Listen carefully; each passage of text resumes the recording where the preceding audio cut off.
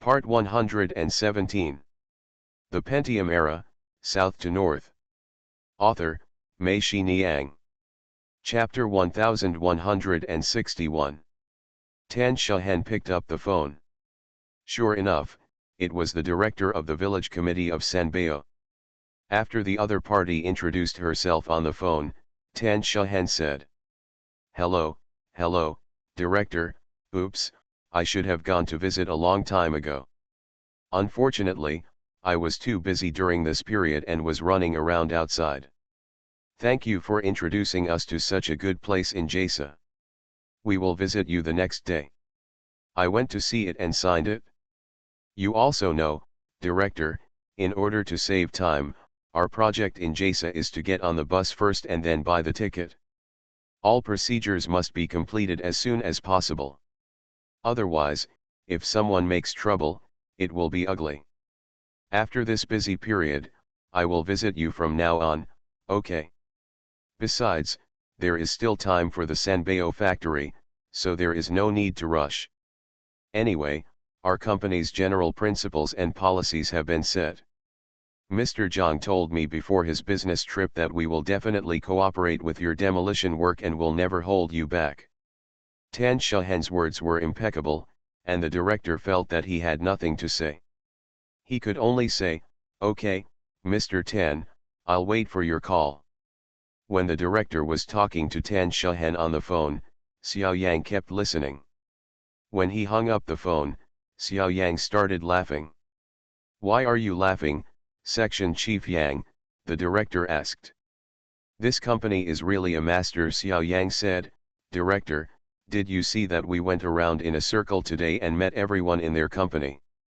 What they said was better than what they sang, but the actual progress of the matter, not at all, let alone the fact that things are not progressing, we haven't even seen a true God yet.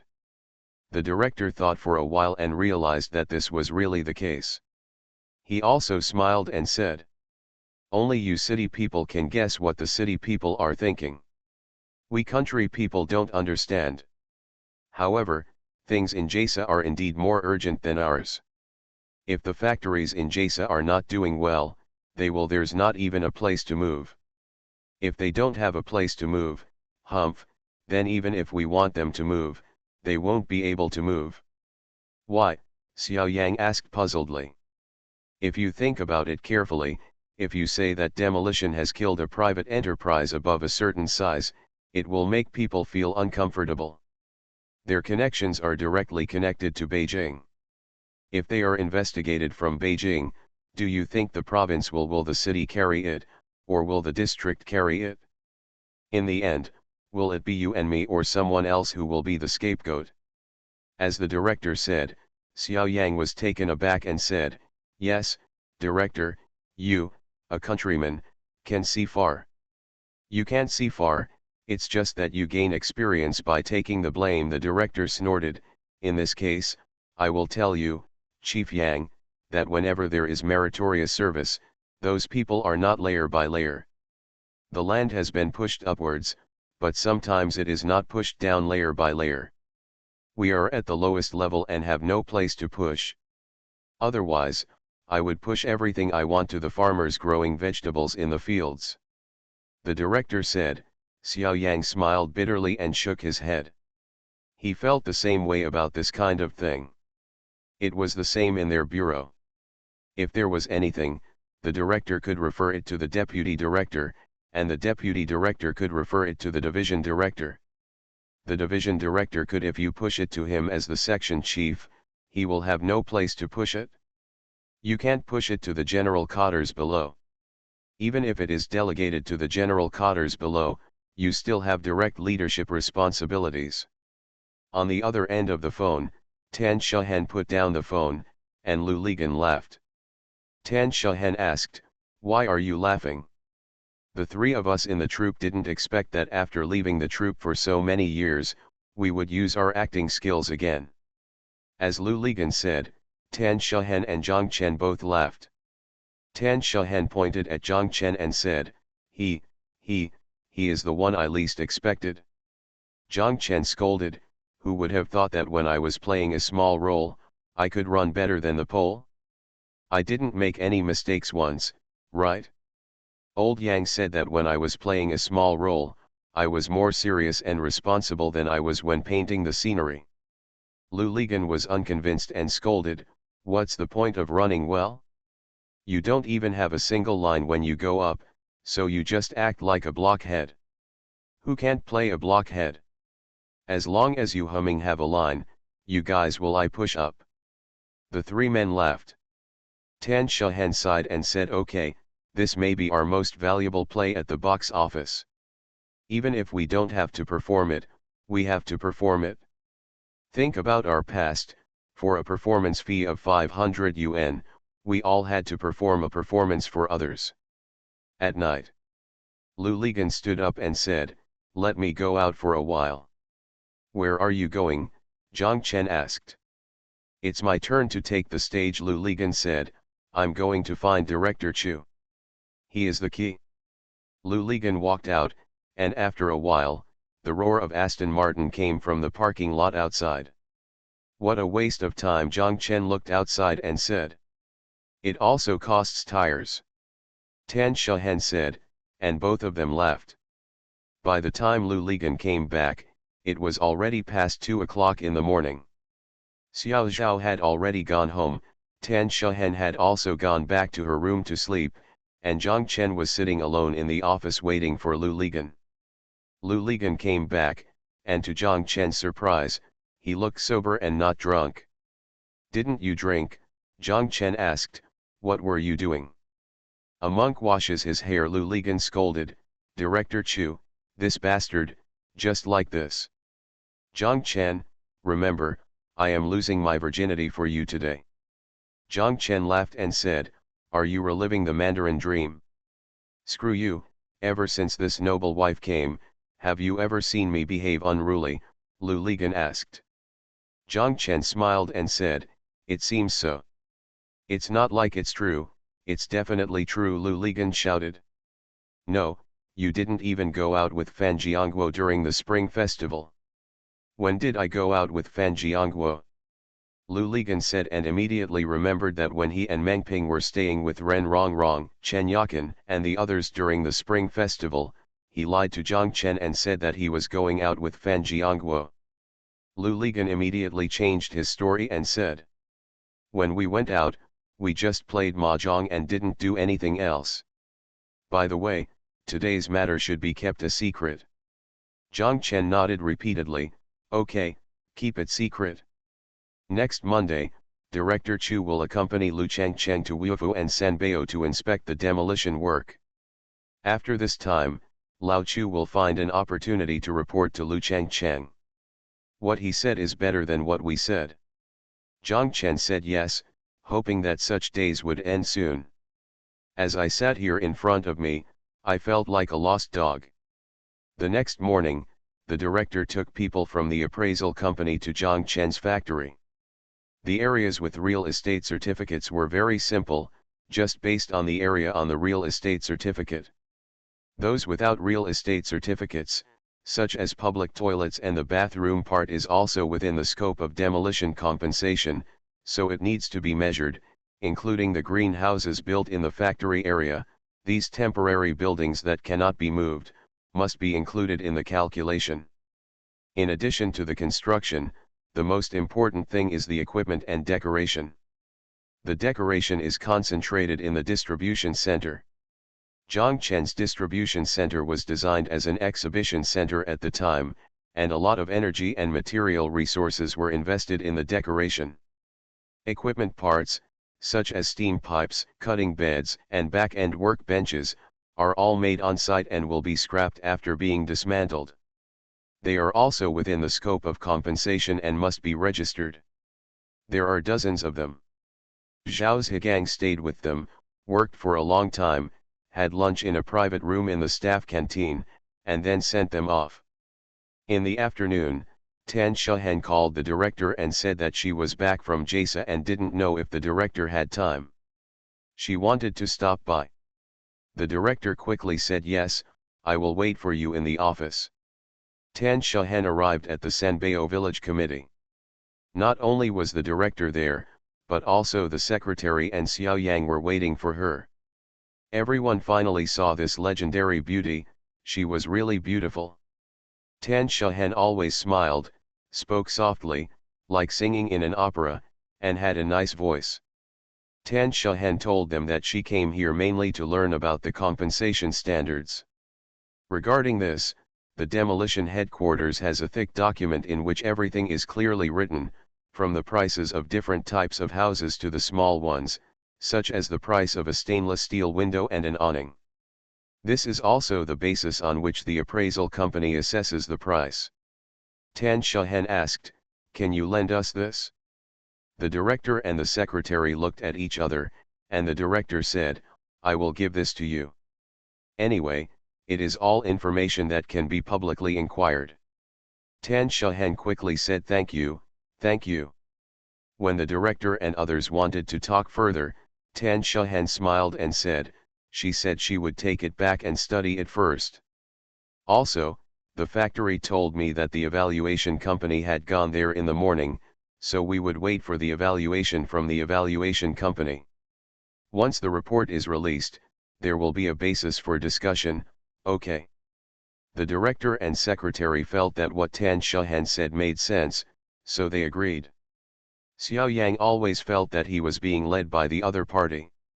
He wanted to object, but he couldn't give a reason for the objection. Yes, the other party didn't ask for a high price. He just said that when the report comes out, everyone, isn't it normal to bargain on this basis? Tan Shahen stood up, said goodbye to the three of them and left. Tan Shahen drove the car and did not return to the company.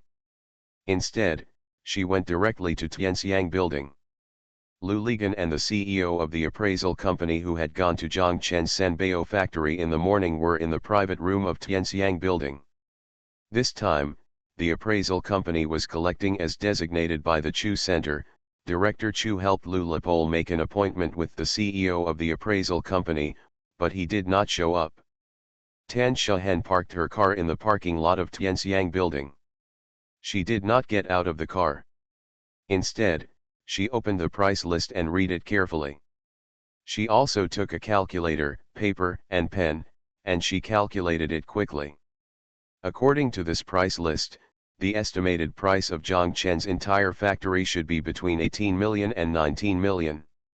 Tan Shahen wrote down several important data in her notebook, put the notebook in her bag, and then went upstairs.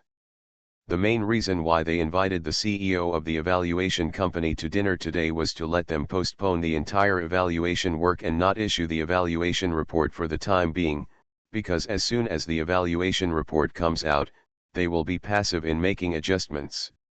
Anyway, the amount of evaluation now is so large, it is normal for which one comes out first and which one comes out later. At the same time, they also need to communicate and discuss which projects actually have ambiguity in the middle. Thank you to Dal Tin Soldier and RIRI Shushu for the reward. Thank you for your monthly votes from Frivolous, Bad Samples, The Greatest Blade of the Country, Humorous Tribe, Bear's Father, and Book Friends 201811241834233518. Thanks for all the votes and reading. I wish you all good health. The Pentium Era, South to North. Author, Mei Shi Niang. Chapter 1162. Zhongchen felt a little conflicted in his heart. If he followed his original intention, he really felt that there was no need to do these things. Wouldn't it be demolition?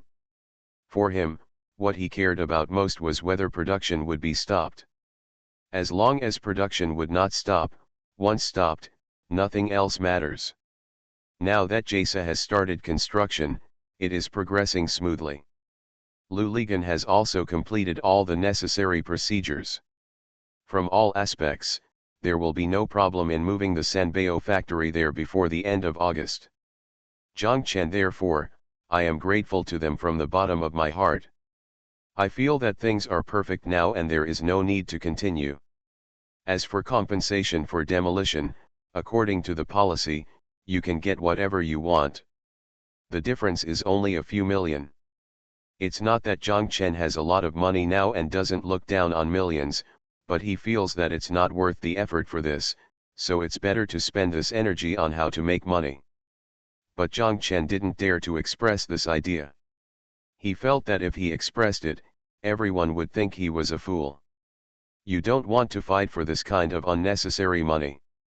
Zhang Chen, do you really think you are noble and upright? Do you think if you ask for less, the money will be spent in serious places? You are too naive. Zhang Chen even guessed that Tan Shahan would tell him that if you ask for $1 less, the price will not be cheaper when their land is auctioned. If you ask for an extra dollar, that dollar will definitely be cheaper when their land is auctioned. Added to the starting price, have you seen any unsold land in Hangzhou? Have you seen any land sold at a starting price? Think about it, Zhang Chen, where did you save that dollar?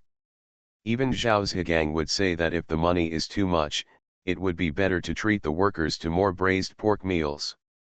Zhang Chen felt that what they said was correct. Especially, Lu Ligan and Tan Shahan, every time they did not let him participate in these matters, and every time they came forward to talk about it, it was all out of good intentions.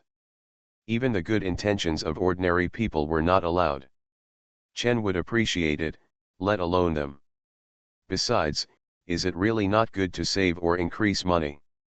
If it is not good, why do you still expect Jessica and the others to give you an order for 10 cents a dollar more apiece, including the fact that you still care so much about your clothes? Exchange rates and discounts, wouldn't you give all the profits to others? Including the first time you were at the Sijiking stall, a piece of clothing cost 3 yuan or 2 yuan, and you still had to bargain with customers. Why did you do it? Not to make more money. You didn't feel ashamed to bargain at that time, but do you feel ashamed now? When thinking like this, Zhang Chen felt that his open-minded attitude was a bit pretentious. It was only right for Lu Ligan and Tan Shahan to spend every penny. Even if this is a play, you are still a bit player, so why don't you want to? Okay, I do, Zhang Chen told himself. Lu Changcheng brought people from many departments such as the Municipal Government Office, Urban Construction, Civil Engineering, Industry and Commerce, etc. to inspect the progress of the demolition of Wufa Village and Sanbeo Village. Director Chu of the Land Acquisition and Storage Center, and government leaders at the district and town levels of course, have to accompany you from behind. They first went to Wufa Village. Wufa Village is a famous star village in Hangzhou with many village-run enterprises. The enterprises in the village are famous for heavy industries such as large-scale steel pipes, special boilers, and castings. This makes it even more necessary to demolish Wufa Village. These village-run enterprises in Fujian were even moved out of Hangzhou and moved to Haining. Although Haining is close to Hangzhou, it belongs to the Jiaxing area. Lu Changcheng led a large group of troops, first to Wufa Village and then to Sanbeo. The district and town leaders who followed Lu Changcheng were tense and frightened. They all knew that Lu Changcheng's inspection work was unambiguous. He acts vigorously and resolutely, and if he discovers anything, he will pay for it on the spot, directly criticize you by name, and let you express your opinion on the spot. Sure enough, Lu Changcheng went crazy when he arrived in Wufa Village. The reason was that the village-run enterprises in Wufa Village seemed to have difficulty relocating on time, because the relevant procedures in Haining had not been completed and the construction sites had not started yet. How is it possible to move there before the end of August? Sitting in the meeting room of the Wufa Village Committee, Lu Changcheng listened to the report of the director of Wufa Village. The more he listened, the uglier his face became. The district chief and the mayor sitting there did not even dare to express their anger, and they were sighing in their hearts. It's over, it's over. Before the director of Wufa Village could finish speaking, Lu Changcheng interrupted and said, I heard that now, this difficulty and that difficulty sound like they are all caused by objective reasons, right? Lu Changcheng glanced around the conference room. No one in the conference room dared to look at him, no one dared to nod, and no one dared to shake his head. Is there any subjective factor on our part in this? Is there any passiveness caused by our subjective inaction? District Chief Huang, do you think there is any? Lu Changcheng asked. District Chief Huang quickly nodded and said, yes, we have to review it. Lu Changcheng raised his voice, I reminded you years ago that the relocation of these companies in Wufa village involves two areas. You must communicate in advance and leave a margin for time. Also, your district the government should vigorously assist the villages below. There are some things where the village's intervention is different from your district's intervention. District Chief Huang, has your district communicated and coordinated with the Haining County government? We have been there once, Leader District Chief Huang said. Been there once? Does it count as coordination and communication? What was the other party's attitude and what they did next? Have you followed up? I remember I told you that if you feel that you still have difficulty communicating, you can tell me, I will communicate with the Jiaxing municipal government. Secretary Yan, has Zhonggan reported it? Lu Changcheng asked. Secretary Yan shook his head. I don't remember either, Lu Changcheng said, but the problem has arisen now. What do you think we should do? District Chief Huang felt like he was sweating and said quickly, we will contact you immediately. Regarding this matter, I will go to coordinate with the Haining County government tomorrow. After coordination, tell me the results. Coordination alone has no results. Do you think you are on a spring outing? Lu Changcheng said. District Chief Huang said okay. The relocation plan and time cannot be changed. You will find a way to get back the lost time. Do you understand? Lu Changcheng scanned the venue again and asked. The district mayor, town mayor, and Wufu's secretary and director all hurriedly made it clear. After arriving at Sanbeo, in the conference room of Sanbeo Village Committee, Lu Changcheng was very satisfied after listening to the director's report on how they cleaned up the garment processing factory. He said, Sanbeo turned out to be the place with the largest number of small workshops and clothing processing centers in Hangzhou. It was good to be able to clean it up in 2 weeks. I originally thought this would become a long-standing problem. It seems that it was just my subjective opinion. It went more smoothly than I expected, which is good. Lu Changcheng, who had always kept a straight face in Wufu, finally laughed when he arrived at Sanbeo, which made the people at the district, town, and village levels breathe a sigh of relief. So, you three castles don't have a single garment factory now? Lu Changcheng asked. The director looked at Xiao Yang, who was sitting in the back row opposite, and kept winking at him. He knew what it meant. The director said, there is another one. Is there another one? Lu Changcheng asked, what's going on with this one? This family is relatively large, with half an acre of land. Oh, Mr. Zhang's company, I forgot that Mr. Zhang's factory is in your Sanbeo. Lu Changcheng blurted out, which surprised Xiao Yang. It seemed that this half-acre of land was really extraordinary. Even Lu Changcheng was so familiar with it. The director was right, he really had to take it easy. The speaker was unintentional, but it sounded intentional. Just Lu Changcheng blurted it out. Not only Xiao Yang, but also other people in the conference room heard that this company has a close relationship with Lu Changcheng.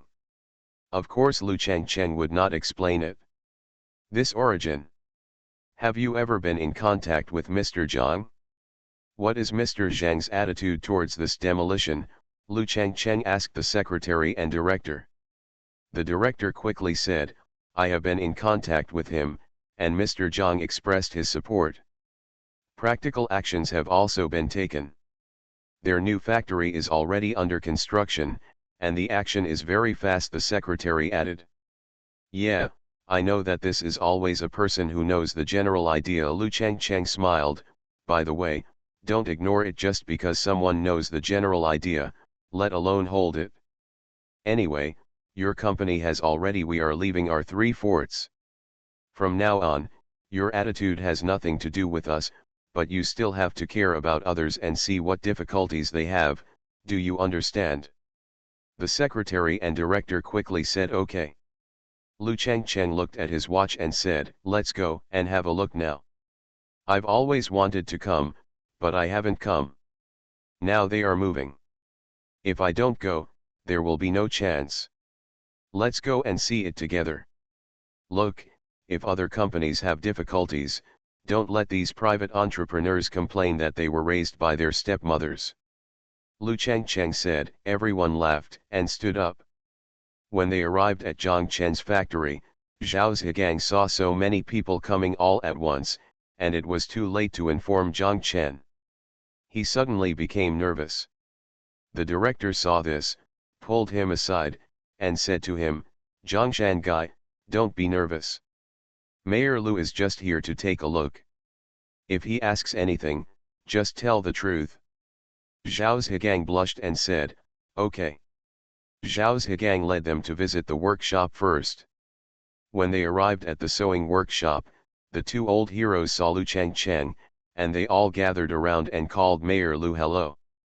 Lu Changcheng saw old faces around him, and he knew Liangfen. He smiled and said, Liangfen, when you were in Kuning, you looked at me as if you were an enemy. You all stayed away from me. Why? Now there is no problem between us, you don't hate me anymore? He smiled and said, didn't you understand at that time? Thank you, Mayor Lu. How are you doing here now? Lu Changcheng asked. 2 points they said were fine. We're moving again, are you worried? Lu Changcheng asked. Don't worry, Liangfen said, the company is getting better and better. As workers, what do we have to worry about? Someone shouted, Mayor Lu, our new factory is more than 10 times larger than the old Kuning. When we move to the new factory, we welcome Mayor Lu to come back. Why don't you treat me to dinner? I heard that the food in your half-acre field is pretty good, Lu Changcheng joked. Please, the mayor is here, I must invite you, I'm afraid it won't be our turn, Liangfen said.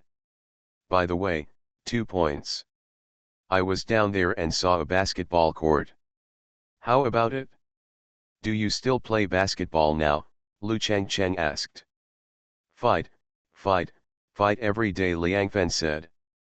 Mayor, if you don't believe it, bring a team to compete with us, someone shouted. Does the new factory also have a basketball court? Lu Changcheng asked. Definitely, Liangfen said. Okay, then how about when you move to the new factory, our city government organizes a basketball team to compete with you, Lu Changcheng asked, and everyone applauded. However, you have to be merciful. This old man has lost too much to you women and his face is not good looking, Lu Changcheng said, and everyone laughed. Then he went to the staff canteen and saw the renderings of Zhang Chen's new factory. Lu Changcheng kept nodding his head. He said that it could be seen that this must be designed by Mr. Zhang himself. It was a big deal. Zhao Zhigang said, yes, Mayor Lu, this is what our Mr. Zhang designed himself. How about it? Do you have any problems moving before the end of August? Lu Changcheng asked Zhao Zhigang. Zhao Zhigang quickly said, no problem, we are all ready. Yes, we are all ready, this is a good word, Lu Changcheng and those who followed him said, if we hear such words wherever we go, then our large-scale demolition will, if the work is done, it will be completed on time. Everyone kept nodding. By the way, where is your new factory? Lu Changcheng asked Zhao Zhigang. The director interjected, it's right where the number 1 and number 2 roads in Xiaosha turn. Oh, I know, it's the rotten land in Jasa village, right? Lu Changcheng asked. The director is right. Not bad, great. That place is finally going to change. Every time I take guests to the university town and pass by that place, I dare not turn my head to look at it. I feel so embarrassed. Do you think this is deceiving others? Lu Changcheng asked, and everyone laughed. The scene of Lu Changcheng in Zhang Chen's Sanbeo factory left a deep impression on everyone, especially the Secretary Director and Xiao Yang of Sanbeo, and especially the Director Chu of the Collection and Storage Center. Thank you for the tip from the third one from top to bottom, 131, on the shore. Thanks for all the votes and reading. Have a good evening everyone. You are listening to Novels at Bless Up channel. Wish you happiness and luck. Please subscribe to receive new novels. How do you feel about this novel? Please like and leave a comment. The Pentium Era, South to North. Author, Mei Shi Niang. Chapter 1163. Director Chu of the Hangzhou City Collection and Storage Center called Lu Ligan and said to him, "Mr. Lu, the weather is nice today. How about we go for a bird walk together?" Lu Ligan immediately understood that this guy was addicted and wanted to go to a monk to wash his hair. If he could take the initiative to call him and make a request, he must be well prepared, which meant that something good was coming to him, otherwise he wouldn't be like this. Naked. After careful consideration, you feel that this good thing is good enough for you to spend money on. Lu Ligan guessed that this good thing was probably related to the demolition of Zhang Chen's Sanbeo factory. Lu Ligan greeted Zhang Chen and Tan Shahen and told them that Director Chu had invited them, and they both understood. Lu Ligan didn't come back until after 2 o'clock in the morning. The next day, Tan Shahen called the director of the village committee of Sanbeo and told him, "Director, if you can do it tonight, I would like to treat you and the secretary to dinner." The director agreed wholeheartedly. Tan Shahen told him that at 6:30 in the evening, there was the Wushan Tianfang box in Tianxiang Tower. The director said yes. "It's you and the secretary," Director Tan Shahen said. The director understood. The other party emphasized twice that he and the secretary were two people. This was to remind him not to take Xiao Yang with him. The director went to the secretary's office and told him Tan Shahen's phone number. The secretary said yes, of course we would go to eat Mr. Tan's meal. The director and secretary laughed and said, "I don't know why, but they met once." The other party seemed to have a problem with Section Chief Yang and didn't want him to participate in the evening study activities. This Section Chief Yang, it bothers me to look at it. He doesn't seem to be able to carry it clearly. He keeps turning his head all day long, acting like he is the smartest person in the world. The director smiled. The two arrived at Tianxiang building on time. Tan Shahen was waiting for them at the gate below. She shook hands softly, greeted them softly, and then invited them upstairs. The secretary and director felt like they were in the spring breeze. Tan Shahen took them into the Wushan Tianfang box.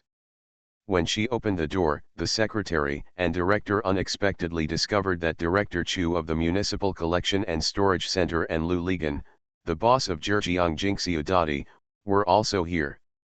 Everyone hurriedly shook hands eagerly. And small talk. After Director Chu's introduction, the secretary and director found out that Boss Lu was Zhang Chen's best friend. "Mr. Zhang's business is my business. Mr. Zhang is busy, so this time, Tan and I volunteered to handle the demolition for him. I hope you don't mind," Lu Ligan said to the secretary and director. The two of them quickly said that they didn't mind. No matter what, it didn't matter who we talked to. The money came from Director Chu, so it would be better if he was here. "Haha, I came here on orders too," Director Chu said with a smile, but whose order it was on, he did not continue.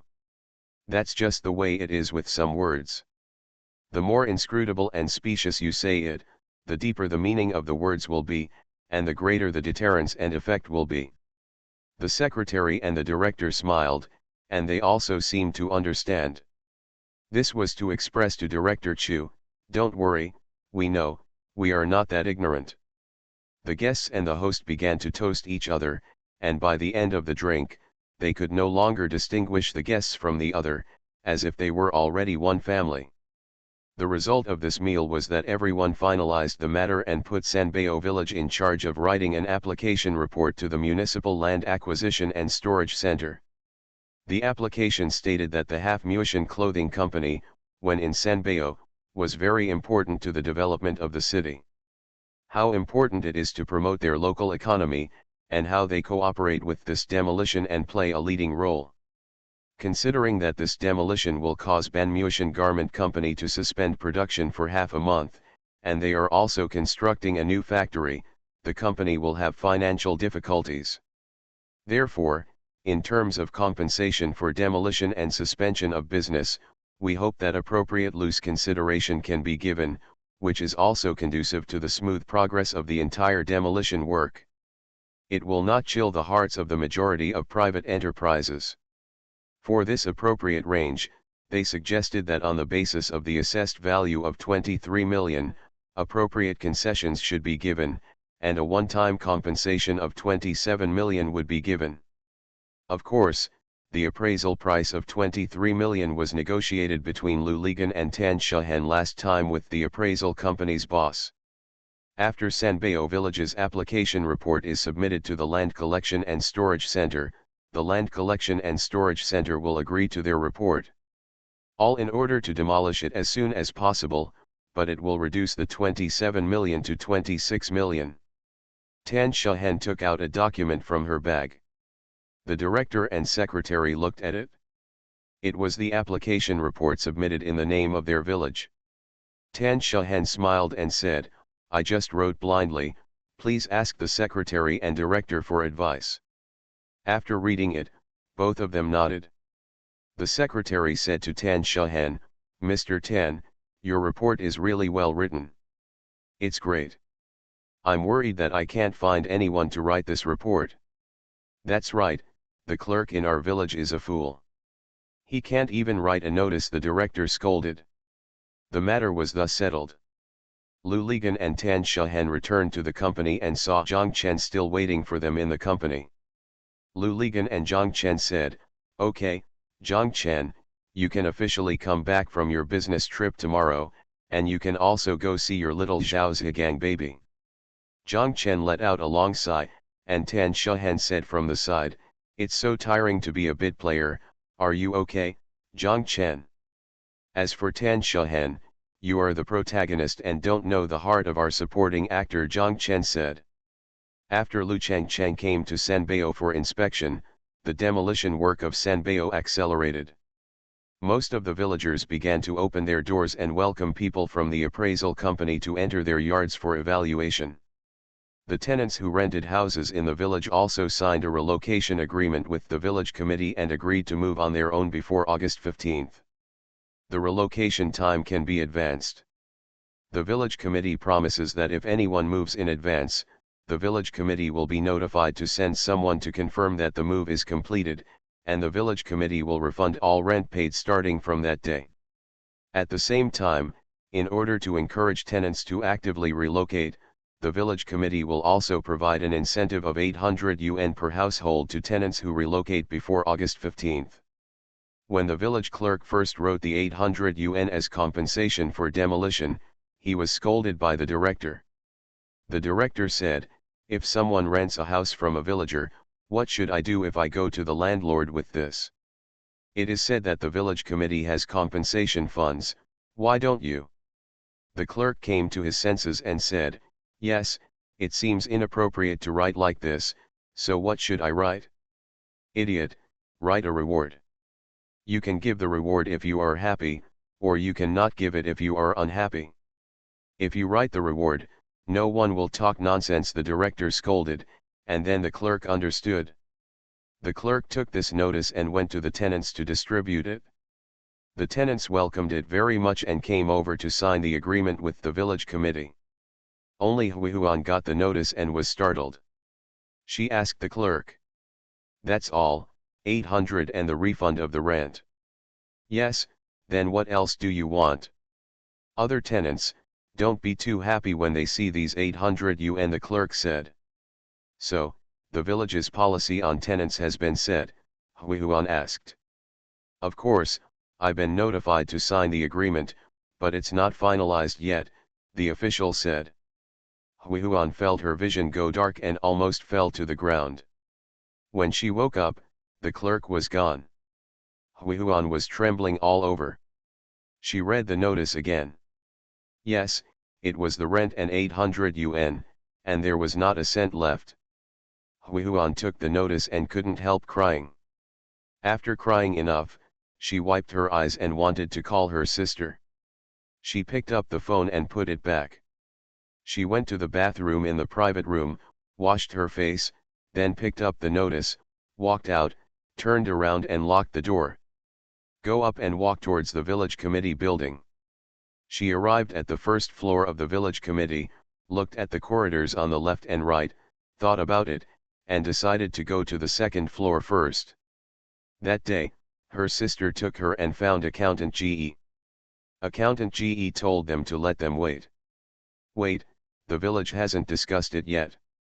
Huihuan arrived at the second floor. The door of Accountant GE's office was still open. Accountant GE was sitting there doing accounts. Huihuan stood at the door, thought about it, and coughed lightly. Accountant GE looked up at him and looked at him. Expressionless, he lowered his head and continued to do his own accounting. Huihuan stood there awkwardly, thought about it, and walked in anyway. She walked to Accountant GE's desk and stood there. Accountant GE didn't seem to know that she had come in or that she was standing next to him. Accountant GE, Huihuan called out timidly.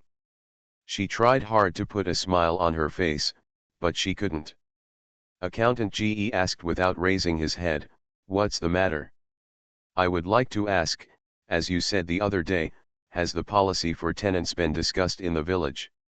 Accountant GE took the abacus on the table with his left hand, played with it for a while, and wrote on the ledger with his right hand.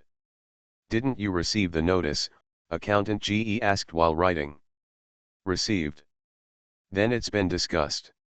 Isn't it written in the notice?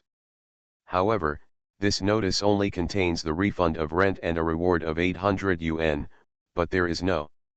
Accountant GE raised the hand holding the pen and said to her, "You made me remember the wrong account." Huihuan quickly shut up and stood there, looking at Accountant GE. Accountant GE continued to make calculations and record accounts. He found that Huihuan had no intention of leaving and looked up at her dissatisfied. Huihuan's face was red, knowing that she was disliked, but she continued to stand there. She didn't know where else she could go except standing here. Accountant GE turned his head to both sides while calculating the accounts. Seeing that Huihuan's lower body was still in his sight, he finally couldn't help it anymore, slapped the pen on the table, raised his head and looked Zhu. Huihuan said, "I didn't write that notice. I don't know what's written on it, and I don't want to know.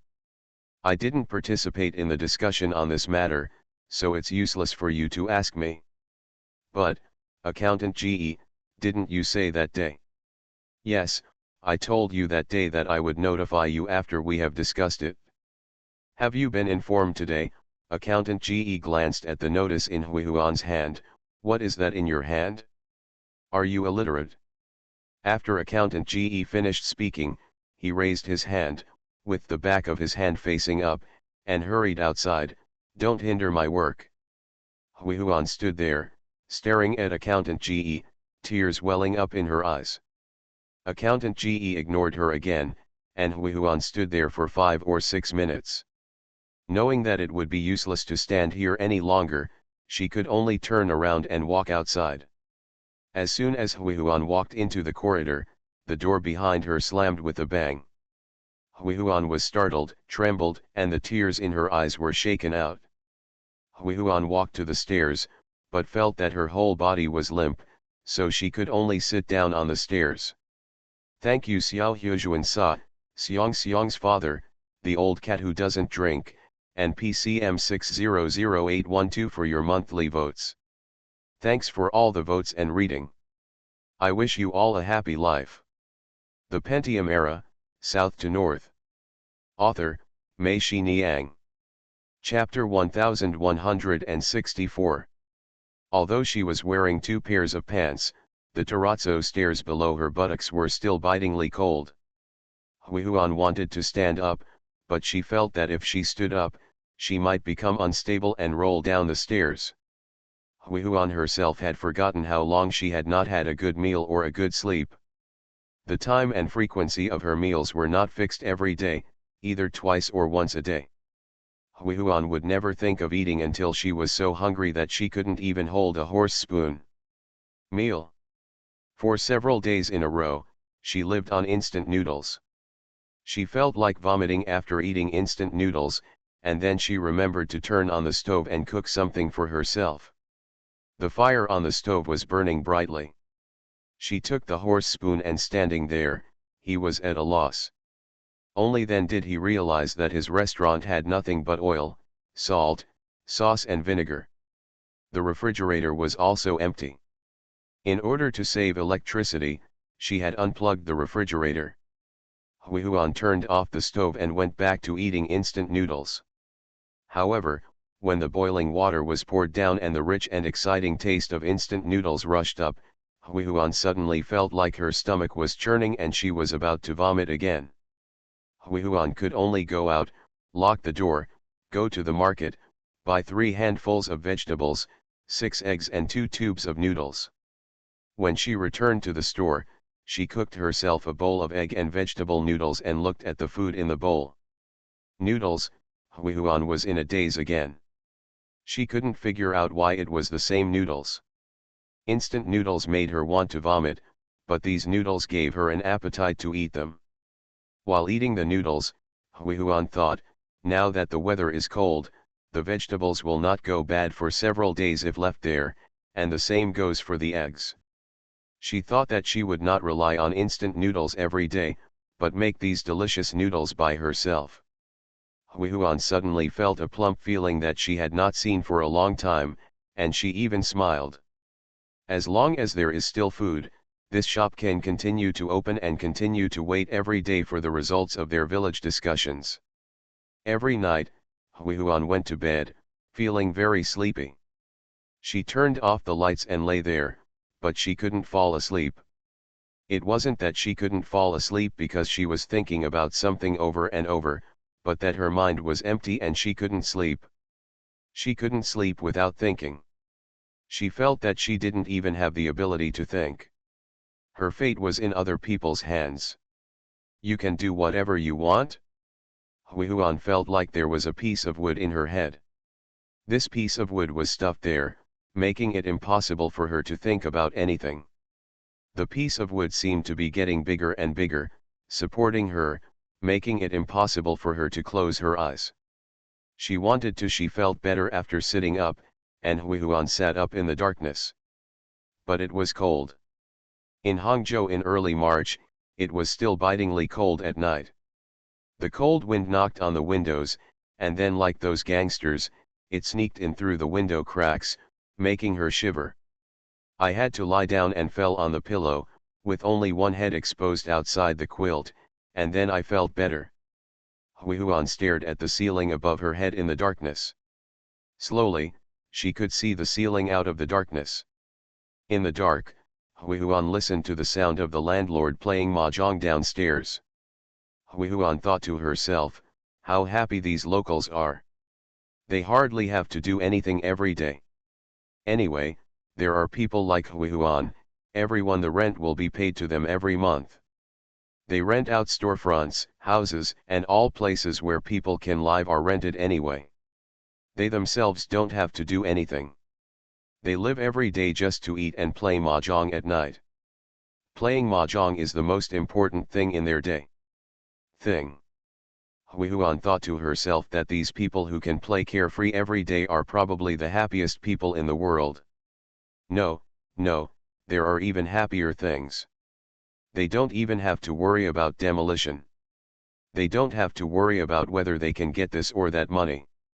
They will definitely not be short of anything. What they want is just more. Huihuan listens. I went to my landlord and the landlord next door. The two were settling accounts. As they were calculating, they started laughing.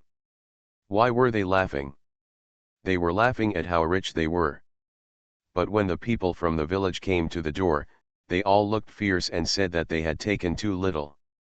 You all got enough to make yourself laugh, but you still think it is too little? What about me? Huihuan felt that she couldn't think about herself. Whenever she thought about herself, the piece of wood in her brain began to grow and grow out of her brain. She felt that her brain would explode with a bang at any time. Huihuan didn't think about herself. She was in the dark, staring blankly at the ceiling above her head, and her ears listened to the sound of the landlord playing mahjong downstairs. The sound became clearer and clearer, and Huihuan could clearly distinguish it. Although she still couldn't understand Hangcheng dialect, she felt that she could distinguish every word they said. She even knew which people from next door were playing mahjong with the landlord. If the people changed one night, she would know immediately. It was like they were playing mahjong beside her bed. Huihuan could only listen. Watching them play mahjong without thinking about herself would make her feel better. One night, it seemed that it was not too late. Huihuan was lying here, and she could still hear the sounds from the Sanbeo lock, the whistle of the ship and the chug of the ship, and the loudspeaker on the lock. Call the ship number of a ship and direct them to pass through the lock and sail from the canal to the Qiantang River, or vice versa, from the Qiantang River to the canal. Every night, the Sanbeo lock begins to get lively at 10 o'clock. Before 10 o'clock, the boats park there quietly and queue up. At 10 o'clock, the lock starts to become lively, with all kinds of things happening. The sounds would come one after another, becoming the background sounds of the landlord and his friends playing mahjong. The sounds on the lock did not begin to fade until 2 or 3 o'clock in the morning, and the sounds of the landlord and the others playing mahjong became increasingly clear. That night, the ship lock was still busy. The landlord and the others seemed to stand up suddenly. Huihuan heard the sound of several chairs moving together. They were about to finish. Huihuan almost shouted, "Don't finish, you won't, I got beaten, what should I do?" Fortunately, they were just hungry and got up to eat midnight snack. After finishing the midnight snack, the sound of mahjong started again, and Huihuan let out a long sigh. Every night, Huihuan was like this. Only by listening to the sound of the landlord and the others playing mahjong, would she fall asleep unconsciously, but she seemed to be woken up by the alarm clock again immediately. In fact, there was a gap of several hours, but Huihuan felt that immediately, she was woken up just as she fell asleep. Huihuan was lying there, really not wanting to get up. She really wanted to sleep a little longer, but no, she had to get up. She had to open a shop, although today was definitely the same as yesterday, the day before yesterday, the day before yesterday, the day before yesterday, the day before yesterday, there was still no business. That is, even if 1 or 2 customers come to the door, they will be scared away by the scene in the store. But Huihuan still needs to open a shop. What if the village has discussed it today? What if the village comes to inform her to sign an agreement and get money today, but she is not here? What will happen? Huihuan was sitting on the stairs. She was about to cry again. She looked at the notice in her hand. She was waiting for it every day, but what she was waiting for was not it at all. Huihuan was at a loss. She didn't know what to do next. You had to wait for the notice to come, but you had no notice to wait for. Huihuan didn't know if she could get out of bed every morning.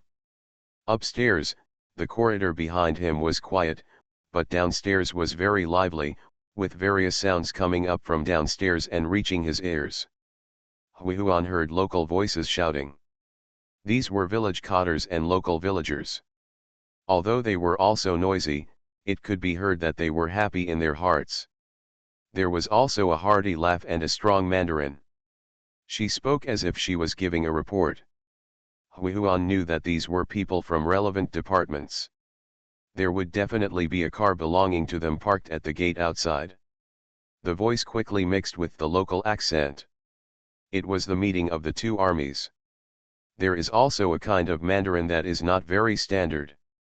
Huihuan knows that this is the business households on the street or the owners of clothing processing factories in Sanbeo village. They work hard to make their Mandarin closer to the strong Mandarin. But obviously lack of confidence. This lack of confidence makes the local dialect that drives them become very confident. Go, go, go. Get out, get out. Stop being so nagging. Hui Huan even heard the voice of the shoe store owner on the street saying goodbye to the clerk. Like Hui Huan, he also rented a house in the village. He came to sign an agreement. Hui Huan didn't know that he signed such an agreement. Agreement, what else is there to be happy about? Goodbye, bye. What should I do if I refund the rent plus 800 yuan and get a loan of 50,000 yuan?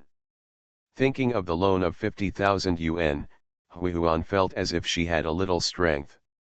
No, no, if she couldn't get the money, her parents would not be able to repay the loan of 50,000 yuan. Will the credit union evict her parents from their home? Drive him out? Hui Huan thought that if that were the case, her parents would be forced to death. No, no, Hui Huan stood up. She felt that if that was the case, her parents would be forced to death by herself. If she died, she would die by herself. How could it be her parents? Hui Huan stood up.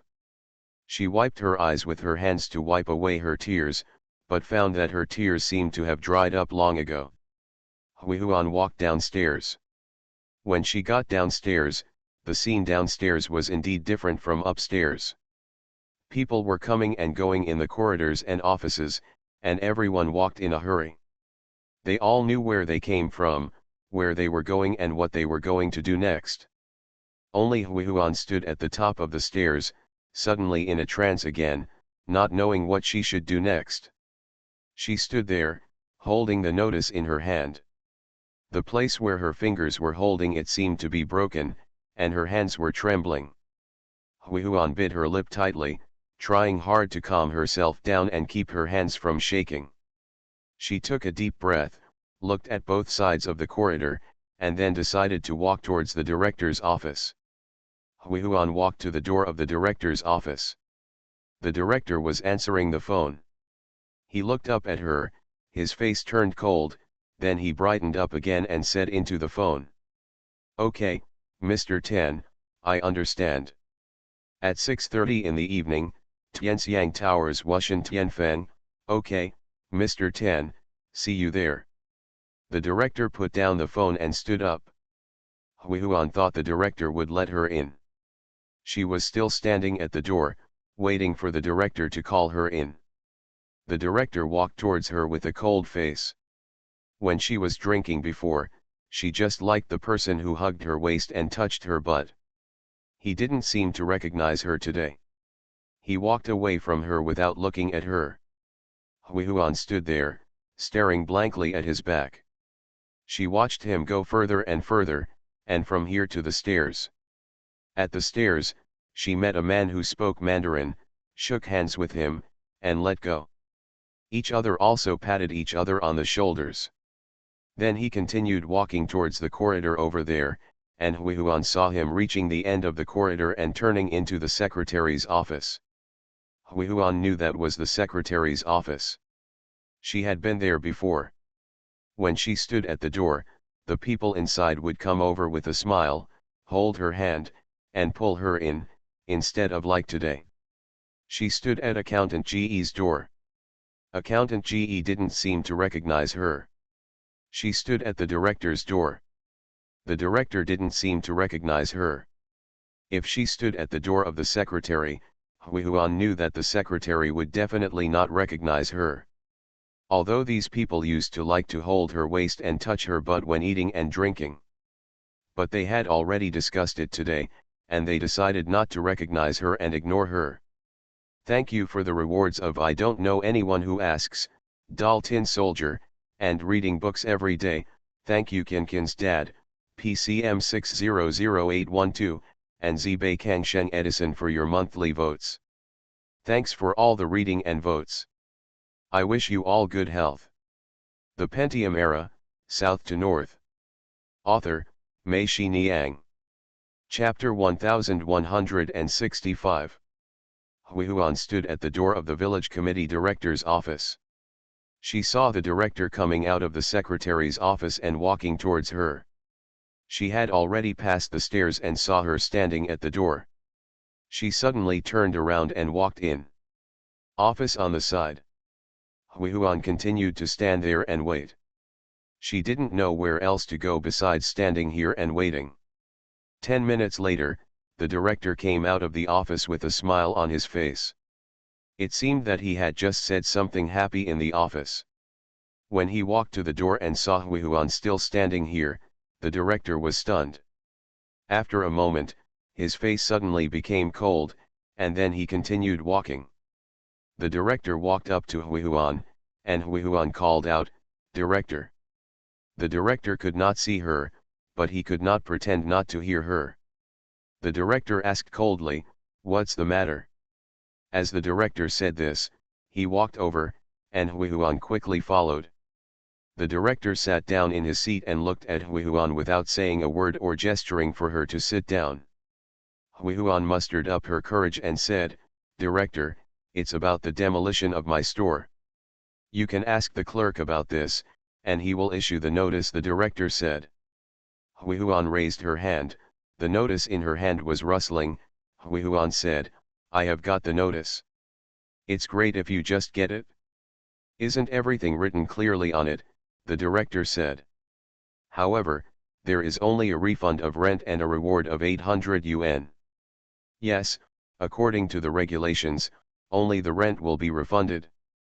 The reward of 800 yuan is still issued by the village on its own initiative, and the money used is the village's money." "What, you are not satisfied?"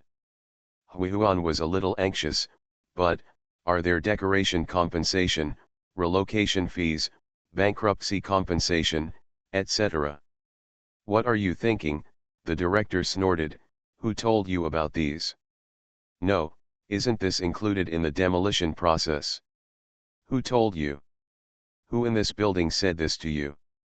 "You call him here, and I ask him to give it to you," the director said. Hui Huan was stunned for a moment. Yes, she always thought there should be these, but who told herself that there must be these? When I asked them before, they all laughed and didn't answer. Even the last time her sister took her to Accountant GE just said that the village was still discussing and had not yet decided. Even what was being discussed and what was not decided, didn't even tell them. Hui Huan said bravely, "But, director, you also know that my store has just been renovated." "I know, so what?" The director looked at Hui Huan and said, "The demolition is arranged by the municipal government. What can be compensated and what cannot be compensated are also stipulated by the city. According to the regulations, there will be no other compensation for your store. If you think it is wrong, then you should go to the city government and ask them to change the regulations, not us, do you understand? We follow the city government's regulations." "But I'm renting a house in your village." Hui Huan was anxious. "It's true that you rented a house in the village, but we are not obligated to cover everything for you. Does it mean that if you don't have business in your store, you still need us to cover it in the village? Why are you so confused? Didn't I already tell you a lot? It is clear that every cent of the demolition money comes from the city, and how it is used is stipulated by the city, not by our village.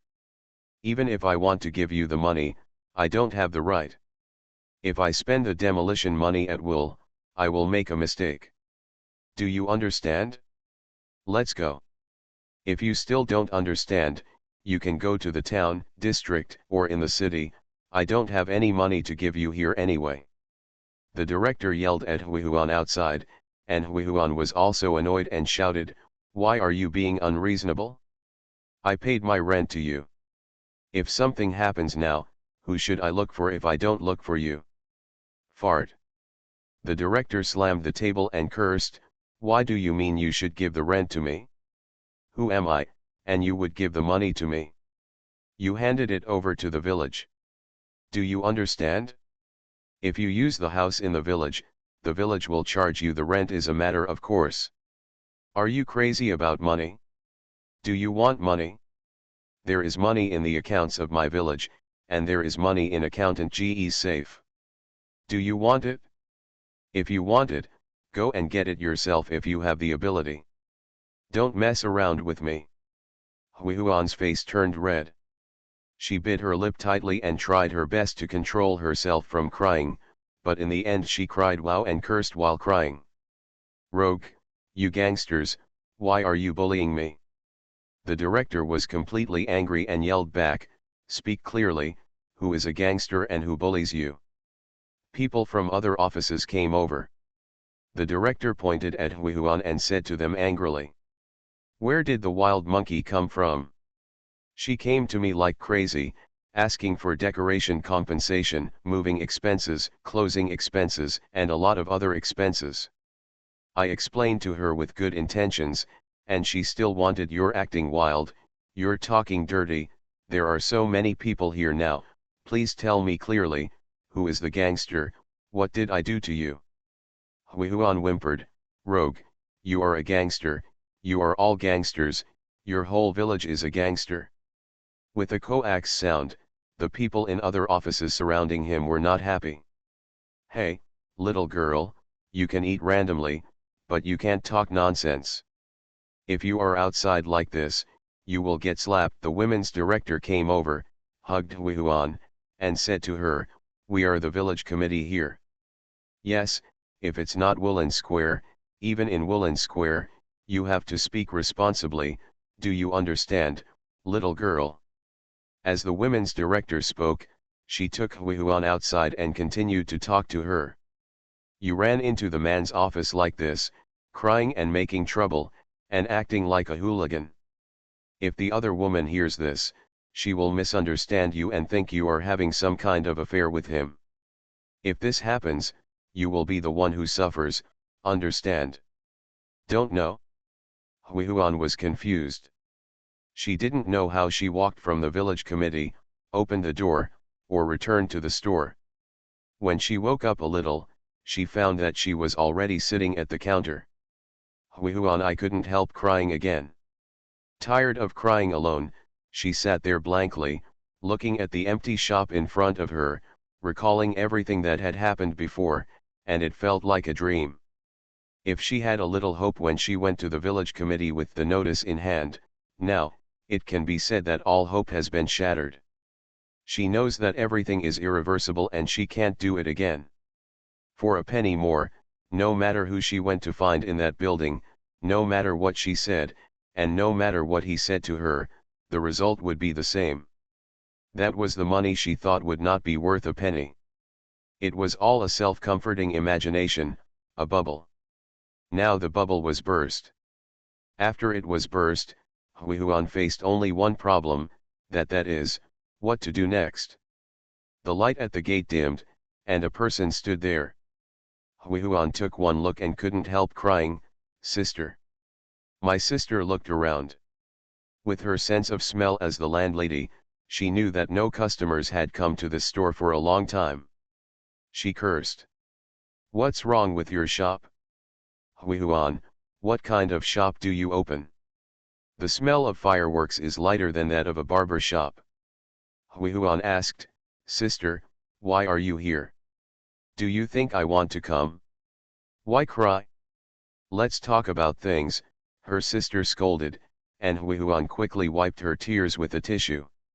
My sister softened her tone and said, Accountant GE called me. You made a big fuss in the village committee. Don't you think it's fun? I didn't make trouble, it was them who were being unreasonable, Hui Huan said. They were just bullying others. Why did they bully you? Asked my sister. Hui Huan picked up the notice on the counter and handed it to her sister. After reading it again, her sister felt a little confused and asked, are they the same in all stores? Yeah, Hui Huan nodded. Is this your store too? Hui Huan still nodded. Just refund the rent and 800 yuan? Have you asked clearly? Asked my sister. I just asked clearly, Hui Huan cried aggrievedly, otherwise why would I be so anxious? Don't cry, my sister yelled, what did I tell you?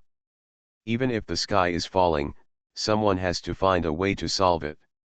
Wash your face clean and come with me. Look at your face. It's like this again. Looks like death. Huihuan quickly got up and went to the bathroom to wash her face. When she came out, her sister looked at her and stretched out her hand to help her straighten her hair. Huihuan felt sour and almost burst into tears again. Her sister glared at her. Huihuan quickly held back. The two of them walked outside and walked towards the village committee. In Huihuan's heart, although she had some resentment towards her sister, she now felt that with her sister here, she seemed to have a backbone. She couldn't help but stretch out her hand, just like when she was a child. Likewise, he went to hold his sister's lapel. The elder sister stopped, looked at her, sighed, stretched out her hand, and took Huihuan's hand. "Why are your hands so cold?" said my sister. The two people walked up the steps at the entrance of the village committee building and were about to go inside when two security guards stopped them. "What do you mean?" asked my sister. "Boss lady, you can't go in. The superiors have told her not to go in and cause trouble again," one of the security guards said. My sister snorted and cursed, "I can't even enter the building of Sanbeo village committee now, can you? Who asked you to stop me? You call him over and see if I don't stop him them all." The sister said, still going inside, but the two security guards, with red faces, stopped them. "Go away, don't touch me," my sister scolded. The security captain heard the commotion outside and ran out quickly. When he saw his sister, he quickly said to her, boss lady, don't be angry, don't be angry." "Did you tell them not to let me in?" my sister asked the captain. The captain smiled and said, "What you said, boss lady, how can I have the courage?" "Boss lady, calm down, if you are still angry, come on, please give me a slap." As the captain spoke, he brought his face closer. His sister was amused by him, pushed his face away with her hands, and cursed. "It's so humming stinky. The smell of cigarette smoke is all over my forehead." The captain laughed and said, "The boss lady laughed, ha ha, the boss lady laughed, come on, boss lady, let's go over there and talk." The captain held his sister's shoulders and walked aside. The captain said, "MRS boss, that's it. It's not that you won't be allowed in, but your sister won't be allowed in. Children, if you don't keep your mouth shut, and talk nonsense, no one can bear it. Now inside, you also know that the cotters in the district and town are all DUI, be it the director or the secretary, how could he make such a big fool of himself? Boss, if anything happens, you go in and ask your sister to wait outside, okay? For my sake, boss, please help me and don't make it difficult for me." My sister said, okay, it depends on your reputation as a big smoker, can I go in alone?" "Okay, no problem," the captain nodded repeatedly. My sister walked over and said to Huihuan, "Go back to the store and wait for me." Huihuan looked at her sister, hesitantly, and her sister yelled, "What are you doing standing here? Go back." "Thank you for the tip from the third one from top to bottom, 131 on the shore. Thank you to Humor Tribe, Bulletin's Line, and Book Friends 201709042157455592, 6440483335, and U1293272777 for your monthly votes. Thanks for all the votes and reading. I wish you a nice weekend. You are listening to Novels at Bless Up channel. Wish you happiness and luck. Please subscribe to receive new novels. How do you feel about this novel? Please like and leave a comment. The Pentium Era, South to North. Author, Mei Shi Niang. Chapter 1166. Huihuan returned to the store. Instead of going back to sit behind the counter, she walked around the store. She couldn't sit still. The arrival of her sister rekindled hope in her heart. She walked out of the store from time to time, walked a few steps over there, and looked eagerly towards the village committee building, but her sister had not come out yet. My sister has been in there for so long and hasn't come out yet. Is this going to end? Hui Huan thought in her heart, but immediately rejected her idea. If her sister goes in and comes out immediately, then there is no chance. It is like the ghost director said, it is useless to find them. Her sister has not come out, it means they are still talking, and if they are still talking, there is still hope. Maybe they are already settling accounts now. Thinking of this, Hui Huan laughed. But she immediately became worried again. She knew in her heart that if her sister went in and asked for the money, her sister would definitely think of all kinds of tricks to get money from her.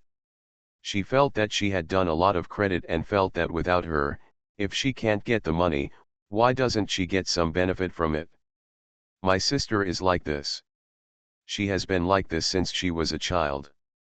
If Hui Huan has something that needs to be kept secret and she doesn't want her to tell her parents, no matter how much she begs her, it will be useless, but as long as she gives her money, she can shut her mouth immediately. You can give her a dime. If you really don't have any money, you can even write her an IOU, as long as you have money.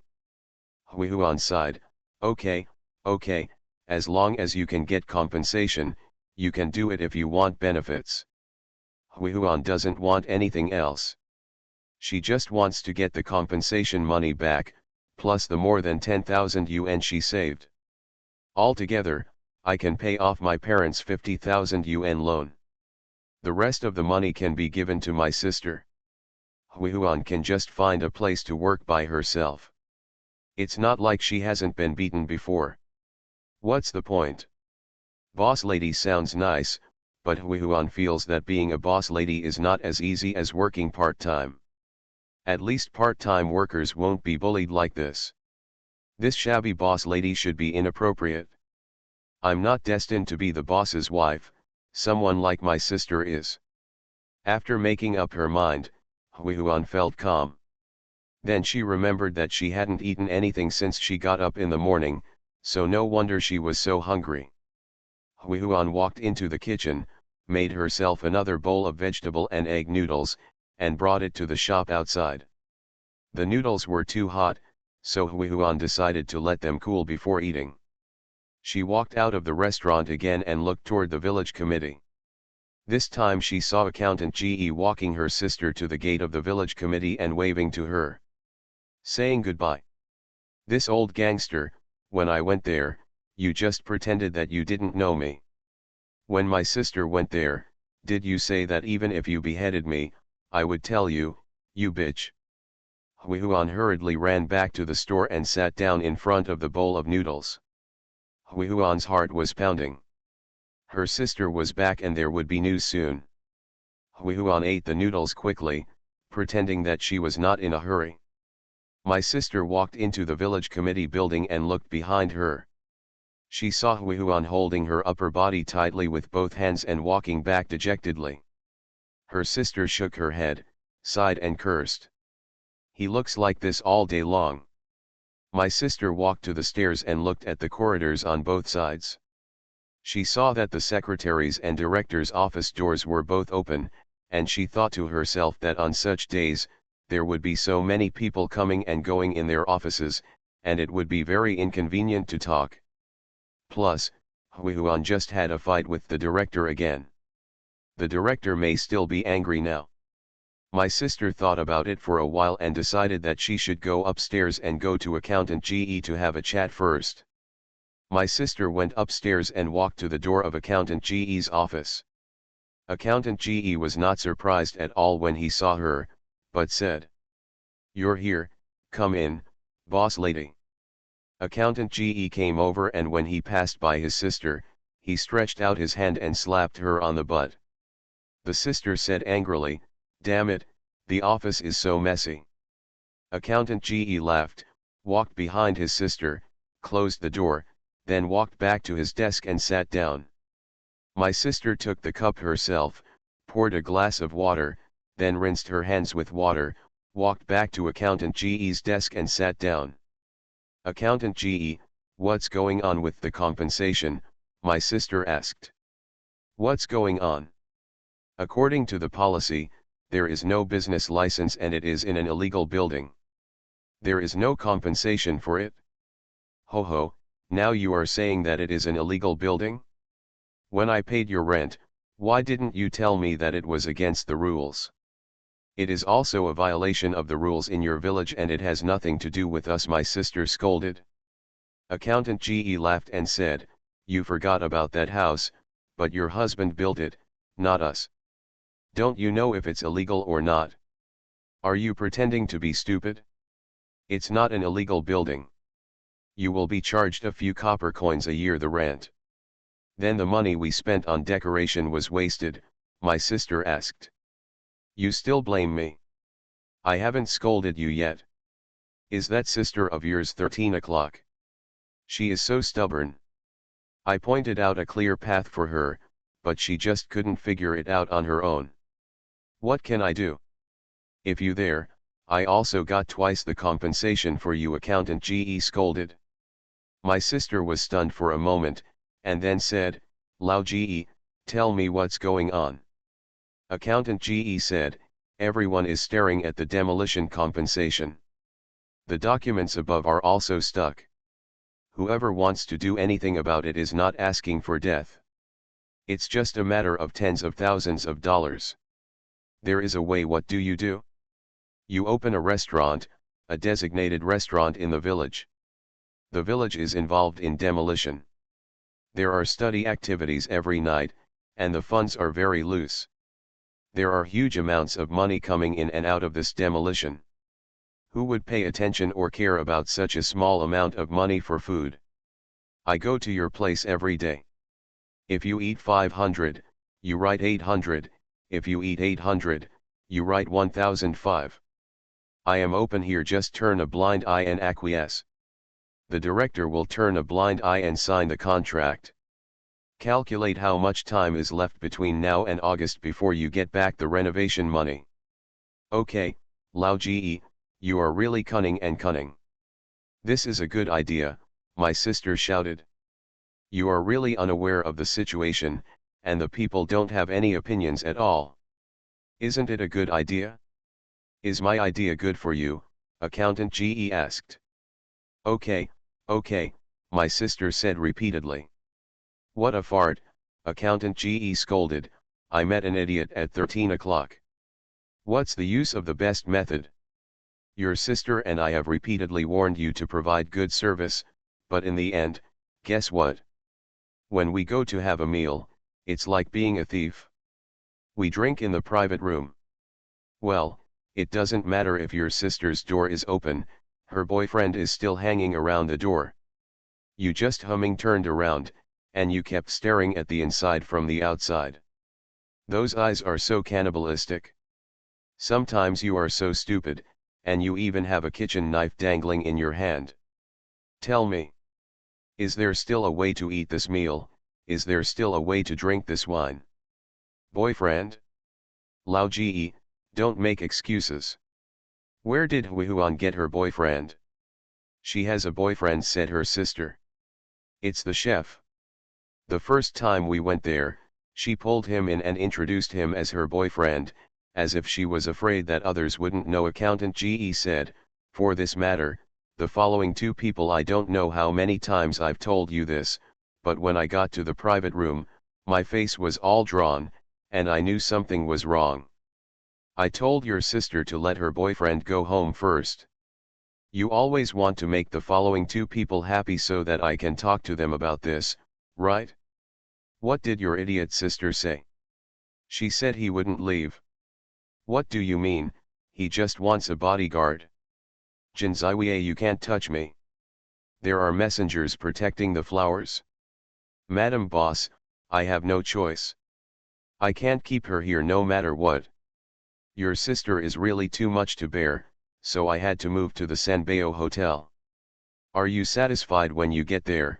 My sister sarcastically asked. What do you think?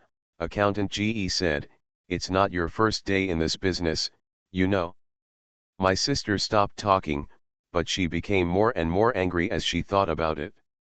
When she came last time, she felt that Huihuan would not be able to retain customers like this. She explained it over and over again, but the result was still the same. People who run restaurants, especially people like them, if you open a restaurant that is a big business and eats food like this, is it going to ruin the business? Accountant Ge kept talking about Huihuan's faults, and her sister kept sighing. She really hated iron and steel in her heart. Such a good opportunity to make money was thrown away like this. Otherwise, Accountant Ge was right.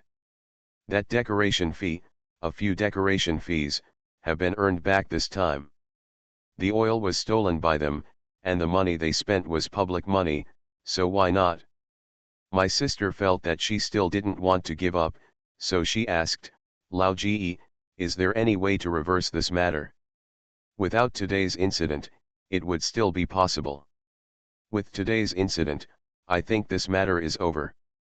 To put it bluntly, no matter how good the service is at your place, you still worry about your sister and her.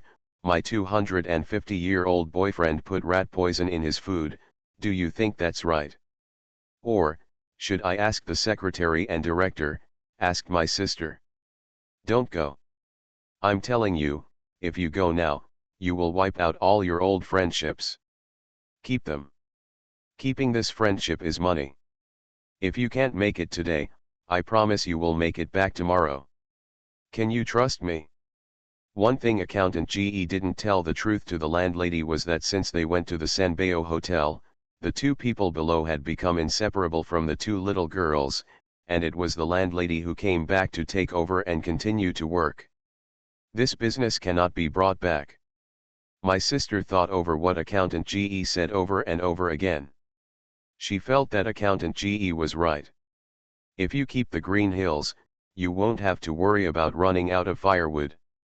These green hills are your own.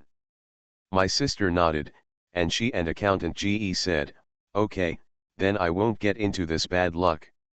You were right to remind me. I know your boss lady, she knows everything. As Accountant Ge said this, he stood up, walked behind his sister, and hugged her from behind. The sister pretended to struggle for a few moments and then obeyed him. Thank you Polar Bear 2018 for your monthly pass. Thanks for all the votes and reading. Have a good evening everyone.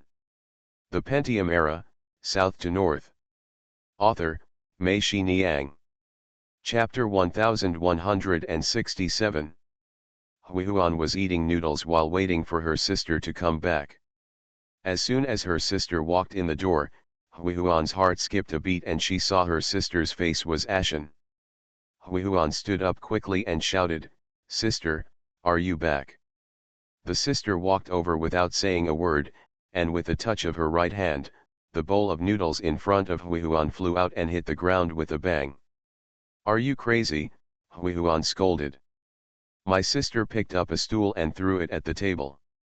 The stool broke. My sister only held a stool leg in her hand. She used too much force and the tiger's mouth was torn by the stool leg, and blood flowed out. My sister drew blood. Pressed by two napkins, he yelled at Huihuan. Yes, I'm just crazy. This store has been defeated by you anyway. Why don't I destroy it? You know how much effort I spent to get such a big customer as the village committee. With this customer, you won't have to worry about food and clothing. When people open a shop, they always pull customers into the shop. It's better for you to drive the customers out. Come out. You tell him to come out. Huihuan felt cold in her heart, knowing that this was a complete failure. She was even more frightened by her sister's actions. Her sister yelled at her, and Huihuan asked Nana. Who comes out, sister? I'm the only one in the store. What about your boyfriend, that stupid bastard? He is so powerful that he dares to scare people outside the box door with a kitchen knife. At this time, you are just shy. Let him come out and see if I chop him up. He was fired by me, Sister Huihuan said, that's false. He is not my boyfriend at all. Fake. My sister slammed the table and shouted, "What do you mean by doing this? Tell me." Just after this shot, the blood from the tiger's mouth on her right hand started to flow out again. My sister quickly took out a tissue to suppress it. Hui Huan murmured, "That's it, that's it." "What's that?" "You just can't touch the golden branches and jade leaves, and you can't touch the rich lady, right? You want to drive people out, do you think they can't see it?" "Humph, they left on their own. If you have the ability, don't rely on others if you have the ability.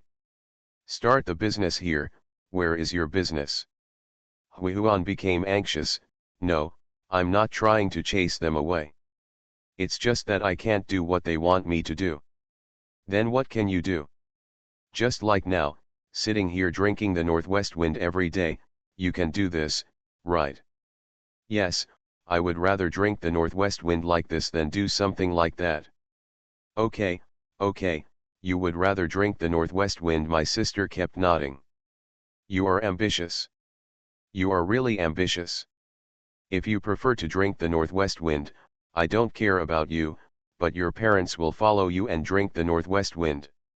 Hui Huan ridiculed, "You think of your parents now, are you so enthusiastic now? You have been married for so many years, apart from taking it from home, have you ever taken back a penny from home, have you ever bought a penny for your parents, a melon seed?" The elder sister was stunned for a moment and cursed, "What do you mean? Hui Huan, what do you mean by saying this? No matter what I do, I can't cheat your parents better than you. You are so capable, but tell me, what are the 5 things your parents have done? What should I do with a loan worth 10,000 yuan? Of course I will find a way, I will work, I will sell blood, I will go, I will sell, yes, I will sell and I will pay back the money. I would rather sell than serve these old people." "Rogue, I need to serve you," Hui Huan screamed louder and louder. Her sister slapped the table and stood up. Hui Huan also slapped the table and stared at her sister angrily. "You still want to hit me, don't you? Try it. Su Meijuan, listen to me. This is my store. I paid for everything in this store. It has nothing to do with you. No, it won't be your turn to smash it. If you try again, if you smash another stool, I will smash your head. I will do what I say." Since childhood, this is the first time that my sister has seen her sister get angry. It turns out that the sister can also get angry, and she looks very fierce when she gets angry. That way makes her believe that she will really smash her own head. This for a moment, my sister felt a little frightened, and she said, "Okay, I'm too lazy to care about you. If you have the ability, just wipe your butt yourself. Don't call me to clean it for you." Hui Huan sarcastically said, "Oh, how dare I call you and make you take 4 more buses to come here?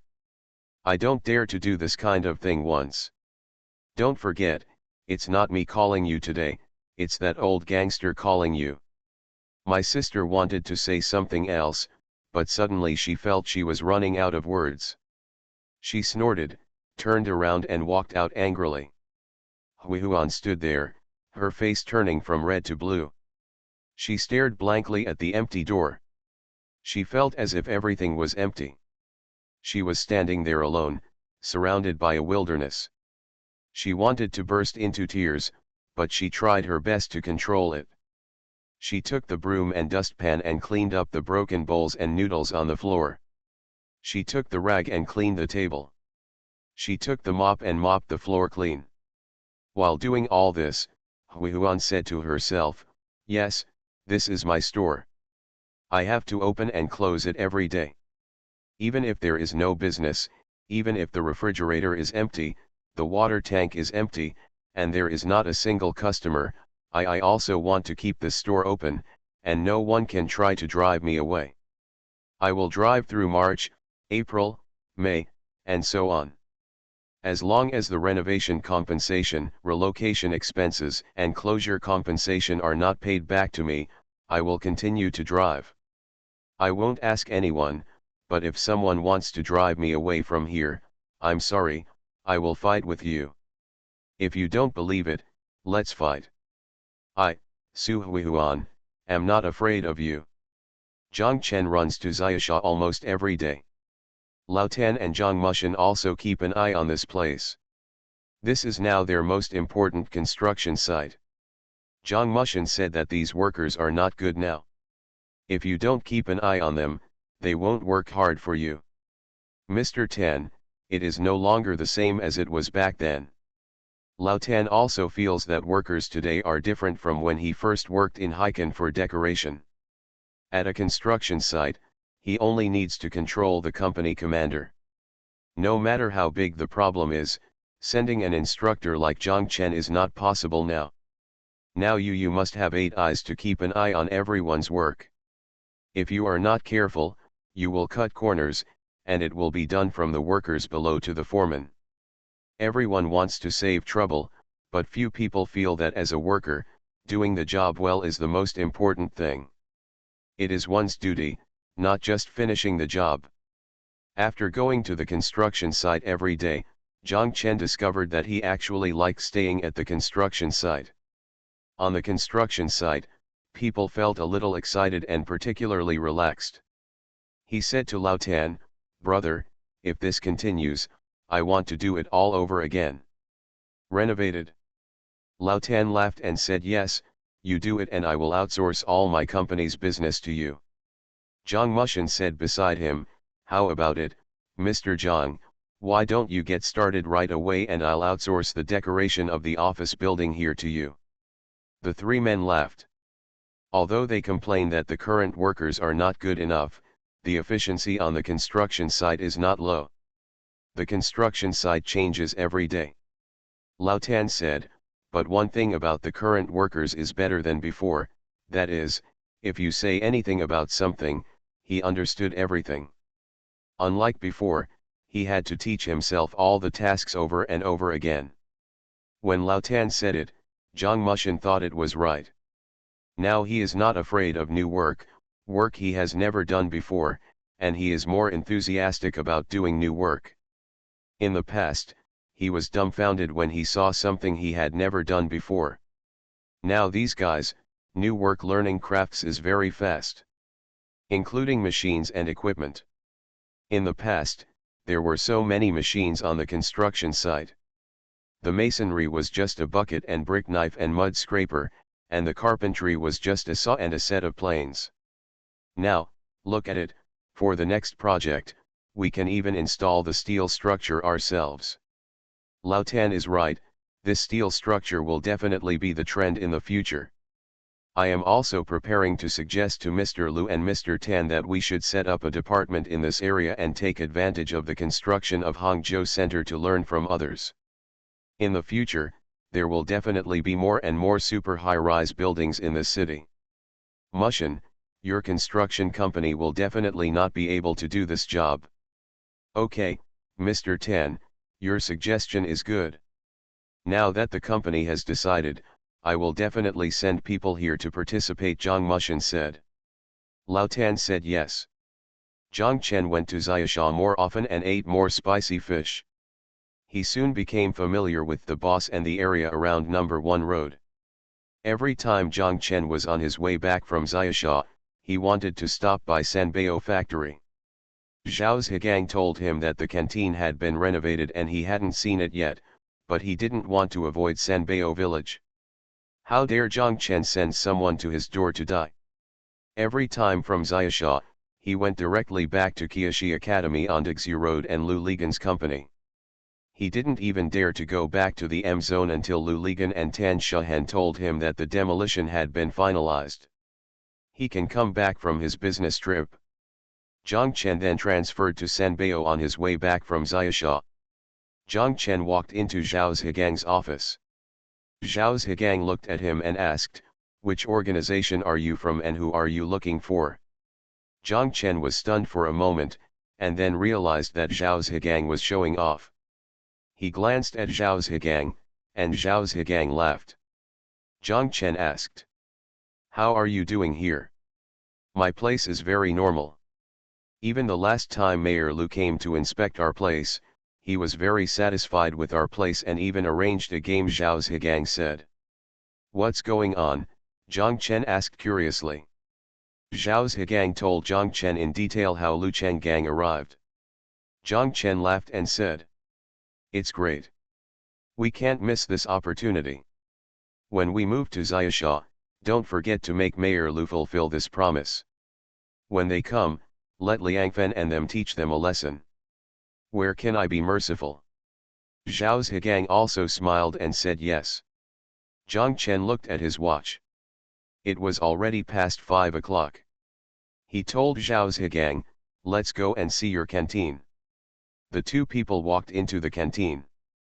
Zhang Chen found that the restaurant was only half its original size, but only 2/3 of the people were seated inside. It was dinner time now.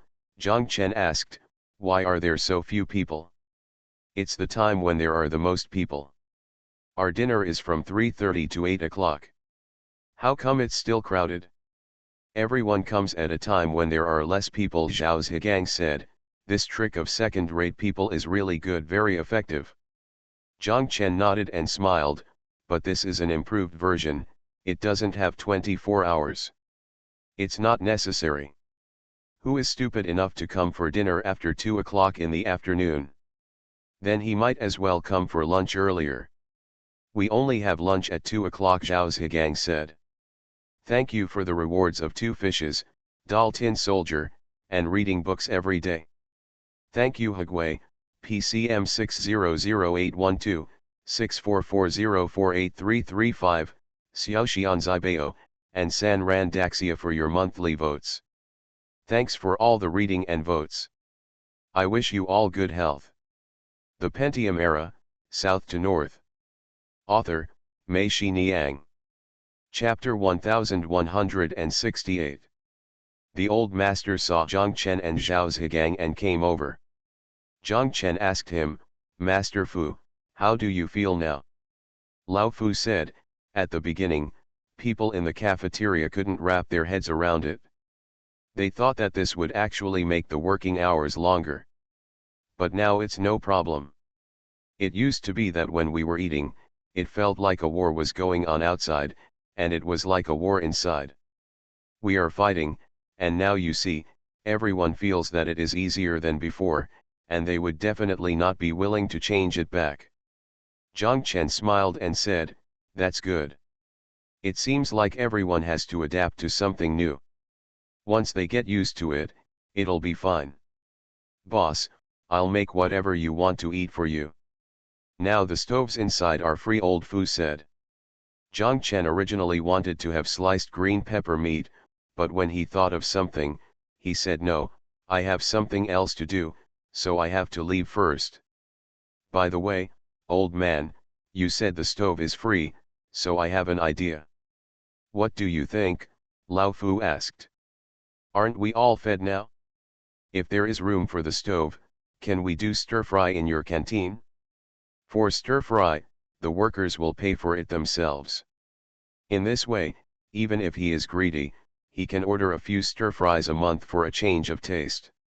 Your canteen has also increased its income, so you can give more bonuses. As Zhang Chen said, Zhao Zhigang and Lao Fu's eyes lit up. Lao Fu said, yes, you can try this. The workers in our factory have high incomes. They themselves often go to restaurants on the street to order food. There are stir-fried dishes in this canteen, and there will definitely be more people ordering them. Then it also depends on your taste, which is better than the ones on the street, Zhao Zhigang said. That's for sure. We can't beat them. The taste is better than theirs, and the price can be a little cheaper than theirs. They want rent, and we don't have it, the old man said. I'll write a menu later and launch it tomorrow. Zhang Chen said yes, when you launch it, I will often come to order food. Then can I take advantage of it? Zhao Zhigang asked. If you don't give it, you can't afford it, Zhang Chen scolded. Zhao Zhigang and Lao Fu both laughed. Zhang Chen didn't ask the old man to stir-fry green pepper meat slices for him. He thought of Huihuan restaurant. Zhang Chen kept thinking about it that night. Huihuan asked him about the demolition, but he refused to tell her. As a result, the demolition announcement was posted the next day. After coming out, Zhang Chen felt very sorry and wanted to go to her restaurant for dinner. By the way, he also asked her how the demolition was going. When you go to Huihuan Hotel, you may meet accountant Ge and people from the village. However, since Lu Ligan and the others have negotiated the demolition, he is not afraid of meeting them. If he does, he will just invite them back to express my gratitude. After making up his mind, Zhang Chen got in the car and started it. He remembered that if accountant Ge and the others were not there, it would be too ostentatious to park his car in front of the store, and he would attract them over. Zhang Chen got out of the car, asked Zhao Zhigang to borrow a bicycle, and rode his bicycle over. Zhang Chen felt strange before he reached the door of the store. At 6 o'clock, it was already getting a little dark. The light box at the door of Huihuan Hotel was not turned on, and the light inside the door was also dim. Zhang Chen walked to the door and saw the inside of the store. Only one of the 4 fluorescent lamps was on, and the kitchen was also dark. Zhang Chen was surprised when he heard someone ask, "How did you come?" Zhang Chen turned around and saw Huihuan sitting at the counter. Zhang Chen said, "I want to come for dinner." "Why, your place is closed." Huihuan said coldly, "We are open for business, can you wait?" "How long?" "Wait until I go to the market to buy groceries and come back." Zhang Chen said with a smile, "This is the first time I have seen this restaurant wait for customers to come to the door before buying food. There is no way, there is no business, we can't afford to waste it," Huihuan still said coldly. Zhang Chen thought to himself, "You are being honest." Zhang Chen said, "I am just the customer and the business." "Okay, can you wait until I come back from shopping for groceries?" Zhang Chen showed interest and said, "Yes, I'll wait. Let me make it clear that the first-class chef is no longer here. I will do the cooking after you buy it." "Don't dislike it." Huihuan looked at Zhang Chen and said, "That's great.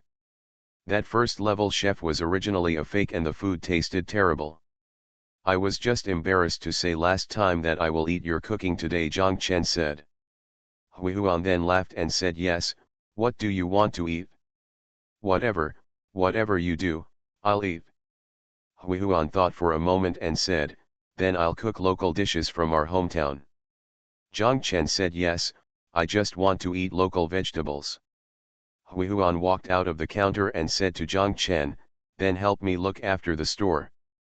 Zhang Chen laughed, "You are such a powerful boss lady. Not only do you want customers to wait for you to go to the market to buy vegetables, but you also want customers to help you look after the store." Huihuan also smiled, "I don't care if you like to eat it or not. If you don't eat it, I won't buy it." "Eat, eat," Zhang Chen shouted, "go quickly." Huihuan walked out, Zhang Chen shook his head, and walked around the store alone. The more he looked at it, the stranger it became. He saw that the water tank in the kitchen was not only empty, but there was no water stain in it. It had obviously been there for a long time. After using it, he opened the refrigerator again. When the door was opened, even the light was not on. Zhang Chen looked to the side and found that the power plug was unplugged. There was no air conditioning in the refrigerator at all. It had obviously not been used for a long time. Then he turned to the private room and took a look. It was clean inside. Zhang Chen twitched his nose and could not smell the smell of food and wine that was unique to hotel private rooms. It seemed that the private room had not been used for a long time. What happened in this hotel? Zhang Chen remembered that the last time he came here, there was a table for them in the booth, and there were many people eating in the restaurant outside. There was no chef in this restaurant, and the guests were still waiting for her to buy food. The guests fled. Zhang Chen understands that it's all gone, But don't even the people in Sanbeo village come to eat? This is their designated restaurant. Zhang Chen thought that they must not even come to dinner, so Hui Huan fired the impostor. Zhang Chen walked back to the shop outside and saw Hui Huan coming back from buying vegetables at the market. Hui Huan walked in carrying several vest bags. She asked, "Is the bicycle at the door yours?" Zhang Chen said yes. Hui Huan asked curiously, "Why don't you drive today?" Zhang Chen couldn't tell her to stop here for fear of being seen by the villagers, so he could only say, "It's a little way, but it's not as convenient as riding a bicycle."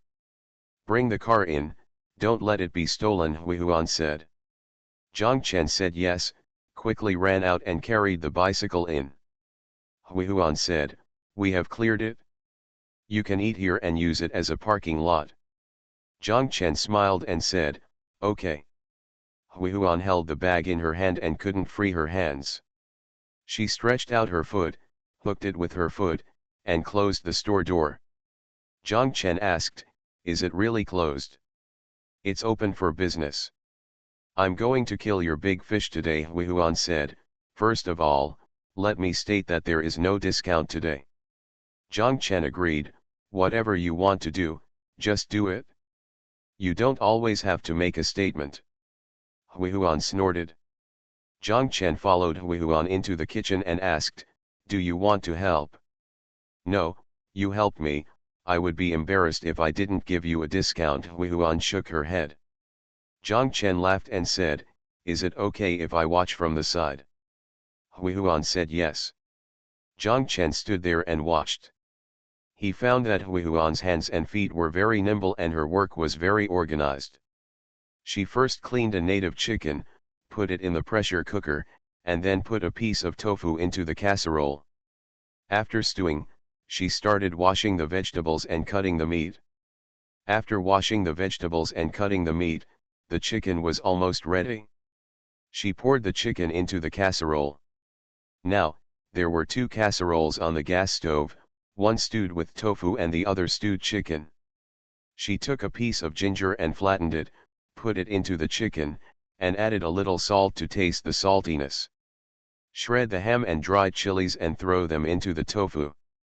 Then he started to clean the fish head, cut the ginger, onion, and garlic, then turned on the stove, sat on a casserole, and put the fish head into the casserole. Finally, fry the meat slices in an oil pan until the skin is a little charred, then take the pot away, put a casserole on it, pour the meat in, and pour the whole green vegetables in.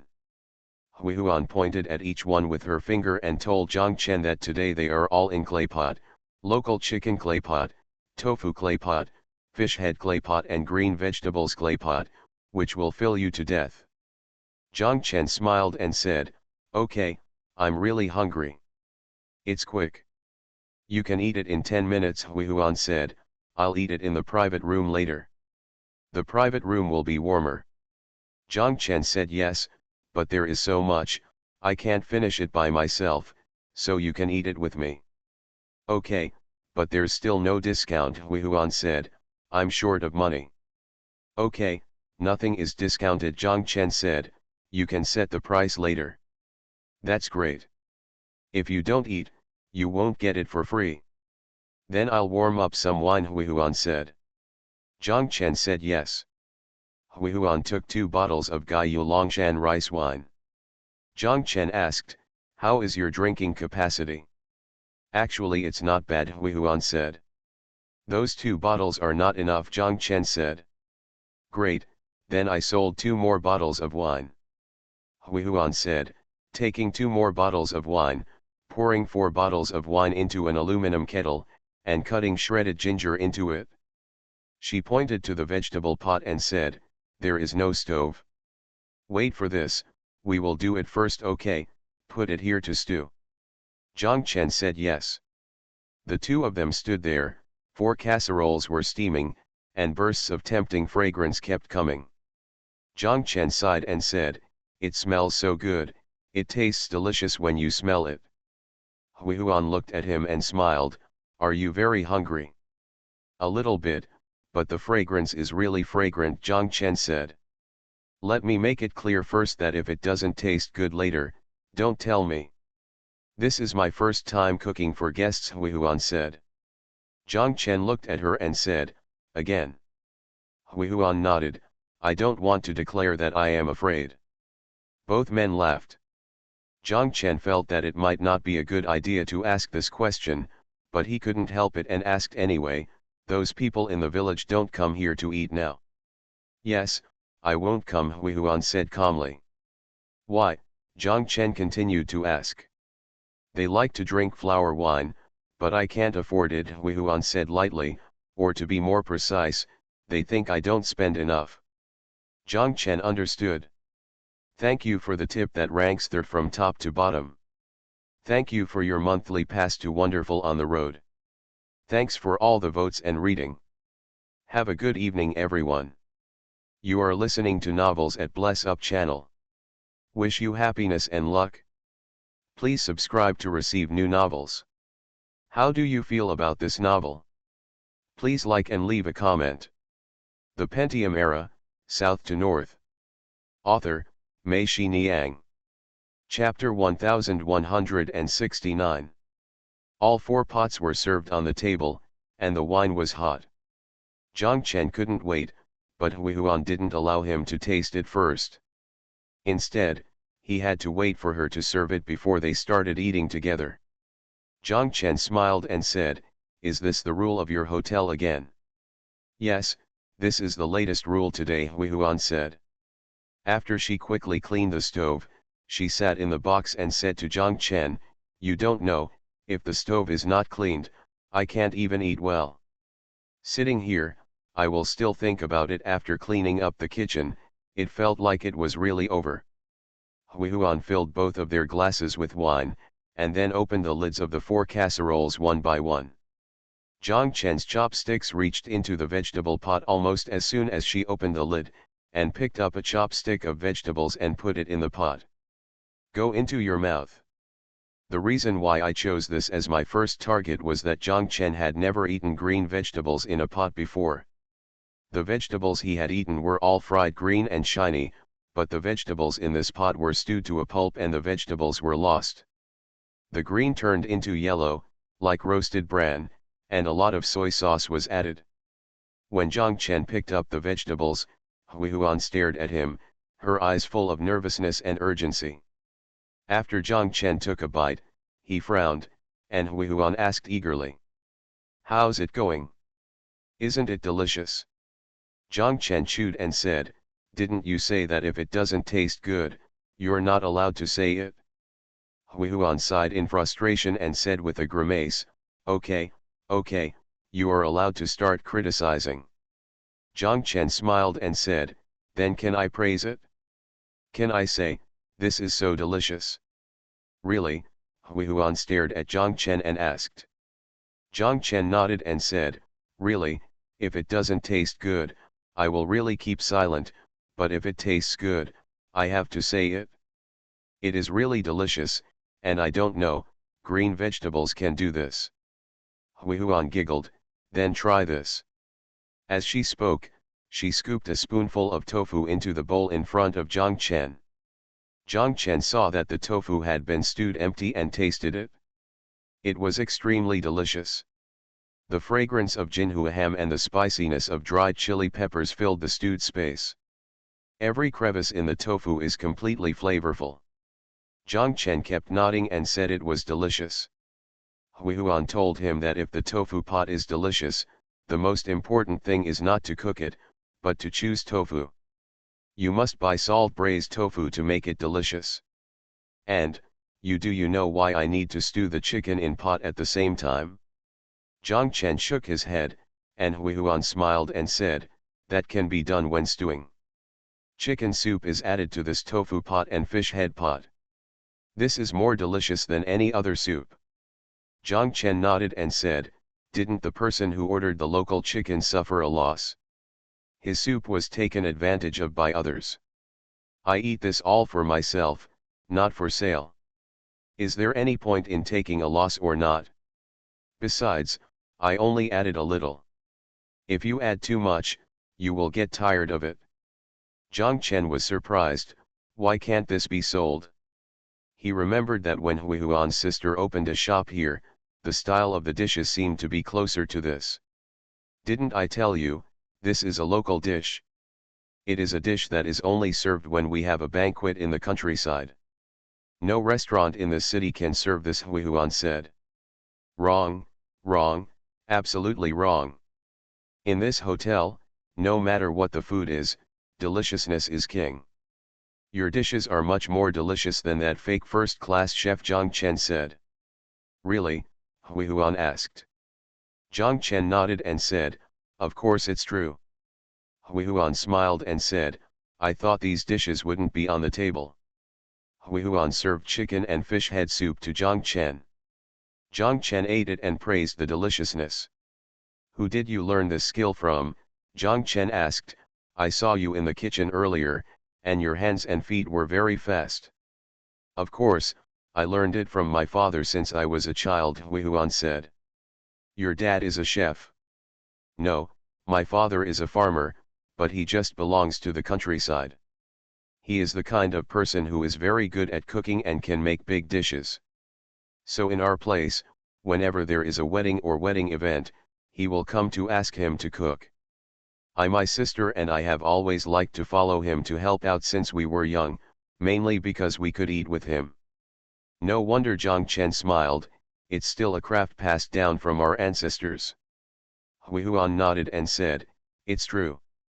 My father learned it from my grandfather when he was a child. Come here, I respect you, and also your father and grandfather, for allowing me to eat such delicious food.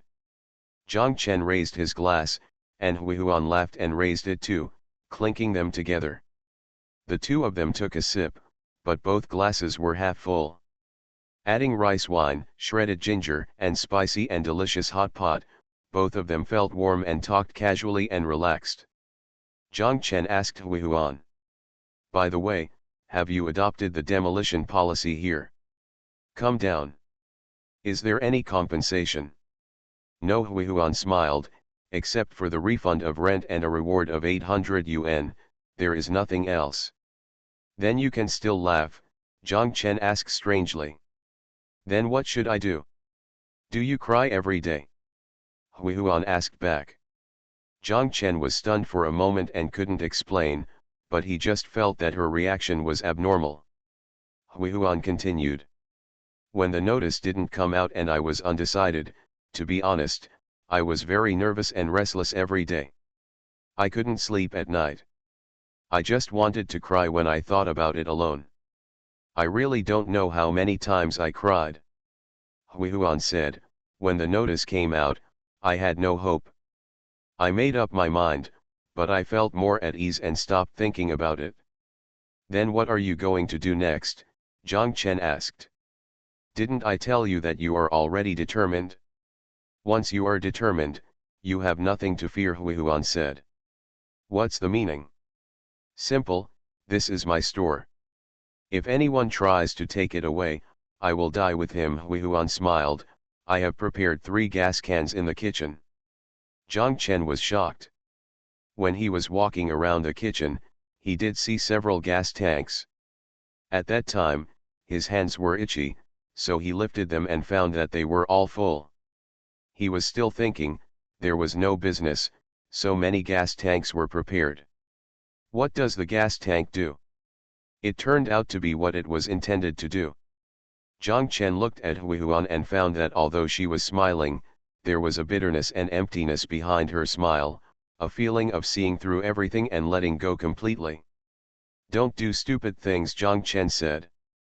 No, I'm not stupid. This store is everything to me. If I take the store away, I will have nothing.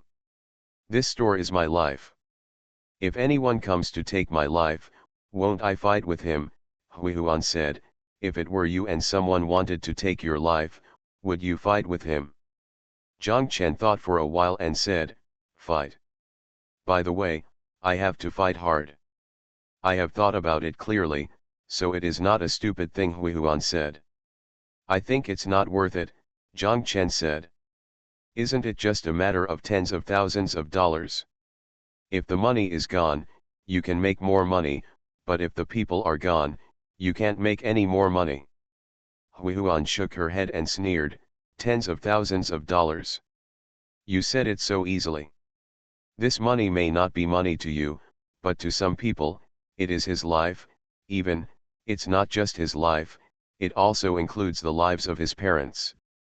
It's not that serious, Zhang Chen said. Of course, just for these tens of thousands of dollars. Do you know what my sister wanted me to do when she came here a few days ago? My sister even wanted me to accompany those old people for these tens of thousands of dollars. The gangster sleeps. When Hui Huan said this, she was still smiling, but there were tears in her eyes. Zhang Chen sighed and said, I didn't leave you a business card that day. I told you not to do stupid things. If you have any trouble, call me and I will help you. Why do you want to help me? My biological sister ran away when she saw me. We have only met for the second time today. Why do you want to help me? Hui Huan said, to be honest, I felt that day what you said was so false. I threw your business card away as soon as I got out of the car. Zhang Chen felt a little embarrassed and didn't know how to answer this. Hui Huan stared at him and asked, do you like me? Zhang Chen shook his head and nodded, then quickly shook his head again. I don't hate you, I understand you, and I think we can be friends. Hui Huan waved her hand in front of her, as if to say, don't use such vain words. Zhang Chen couldn't help but blush. Hui Huan said, do you want to sleep with me? If you want to sleep with me, I think it's more real and I believe you will help me. Those old gangsters all want to sleep with me, but I don't want to. If you want to, I will be willing. I feel you are better than them. Zhang Chen also looked at Hui Huan, shook his head, and said, I have a crush on you, but I don't want to sleep with you. Then forget it, everything else is in vain. No, listen to me. I said I understand you because I have gone through the same path as you. 50,000 yuan was once my life. So, when I said I wanted to help you, I wasn't just talking nonsense. Hui Huan smiled and said, open the door and go out. Most of the people on the street need help. Why don't you go to help them and come to help me? I have said that I have a crush on you.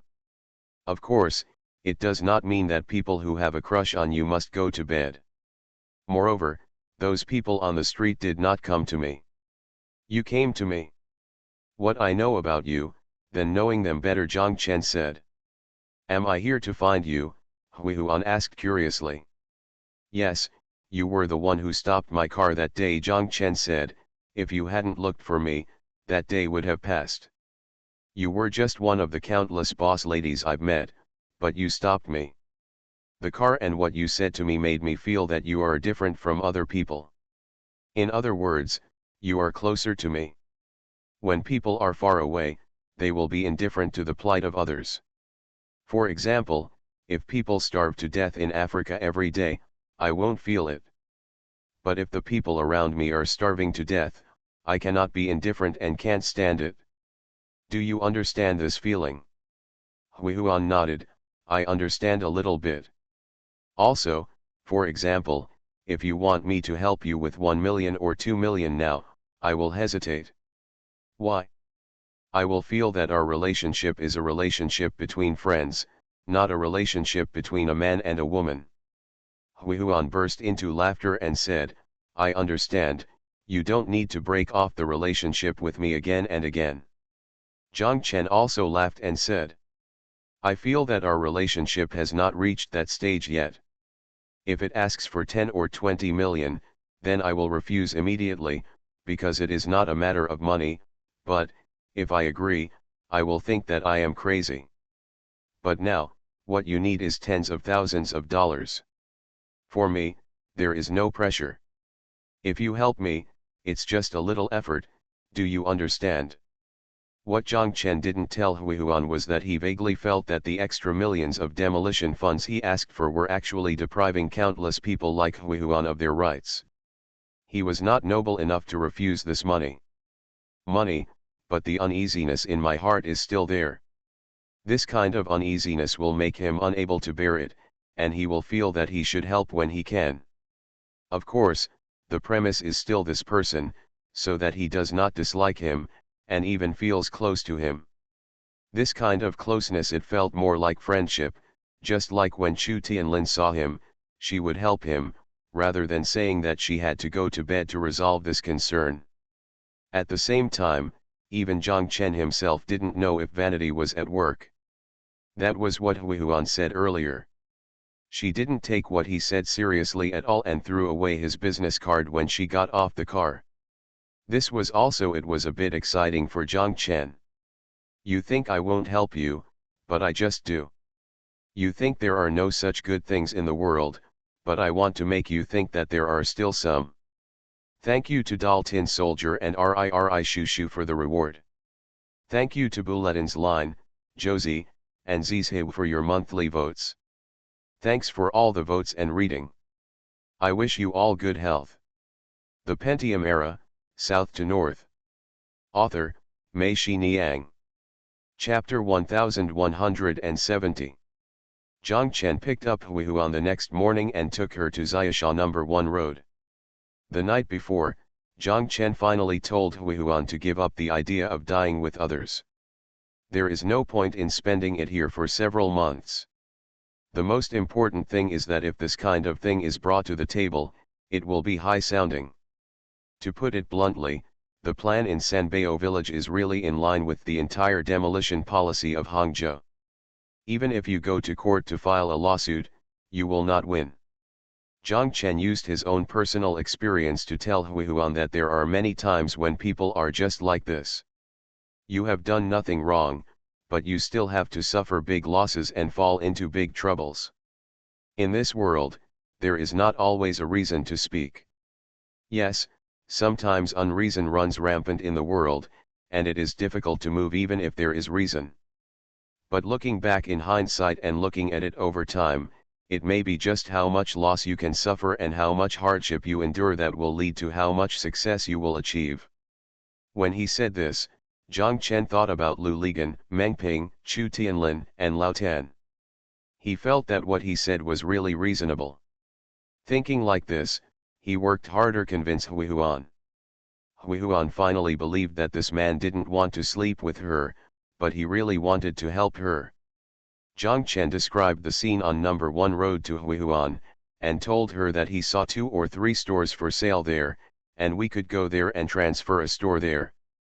Don't think about taking shortcuts or relying on big customers.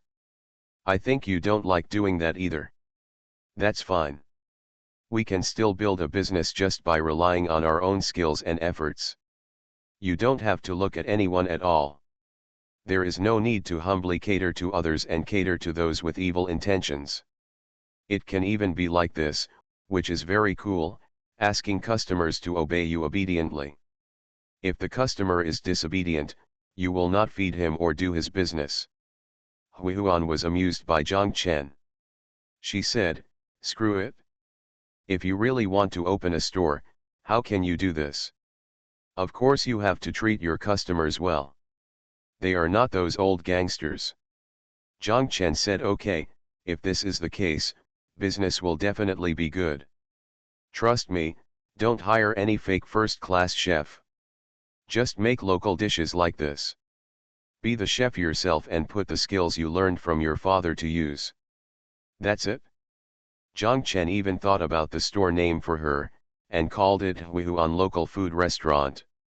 Recruit another waiter, and the 2 of you can run this store. When your place gets busy, I can guarantee that by then, I will ask you to come back here and hang out with these old gangsters. Won't come. I don't need to tell you at that time, you will feel that it is really not worth it, and you will feel that your thoughts today are childish and ridiculous. Hui Huan was finally persuaded by Zhang Chen. She said, "Okay, I will listen to you, Brother Zhang, thank you, I know you are really good for me." They arrived at No. 1 Road. There were 3 stores here with transfer notes posted on them. Zhang Chen chose the largest one among them. It turned out to be a supermarket because there was the largest supermarket in Xiaosha a few dozen meters behind. Hua Supermarket, his business here, is no longer possible and he wants to move to the west of the city and open it again. The area of this whole row of stores is not large, each one is 28 square meters. This supermarket is connected by 2 stores. Zhang Chen thinks that 1/4 of the area can be used as the kitchen, and 1/4 of it can be used as a kitchen. Sandang shop is just right. Although the store area is not large, there is a large cement open space in front of this row of stores. When the weather warms up, if your business is good, you are allowed to place tables and chairs at the door. Hui Huan looked at it and said no, the kitchen doesn't need a quarter, just like them, the kitchen can be smaller, just 1/3 of a room. Zhang Chen looked along where Hui Huan pointed. Behind this row of shops was a small road. Each shop had a small door opening here. It was originally intended for the people who opened the shops to enter and exit. Except for them, this road there are very few other people leaving. The range hoods of all the restaurants in front are all heading here. It's almost lunchtime. If you pass by here, you have to be baptized by the fumes emitted by the range hoods. In this way, there will be fewer people walking here. Even those who opened shops were willing to go forward. This path was almost abandoned. Zhang Chen saw that those who opened restaurants all built an awning at the back door, and built 2 sinks at the door. Vegetables and dishwashing were done here. In this way, the space in the front kitchen was saved, which was indeed used. Not half as big as a store. Zhang Chen and Hui Huan agreed. When asked about the rent, the supermarket owner said that the rent here is the same and the houses in this row are all in the village. Which village, Jasa or Xiaosha? Zhang Chen asked. Xiaosha, Jasa is inside. The boss said that Zhang Chen could rest assured that it was not Gaosha, so it would not matter. He would not run into Secretary Qiu and Director Zheng, and it would be convenient for him to come forward. The boss continued to tell them that the rent is 1,500 a month for 1 room. The 2 rooms I have here are 3,000 a month. This is given to the village.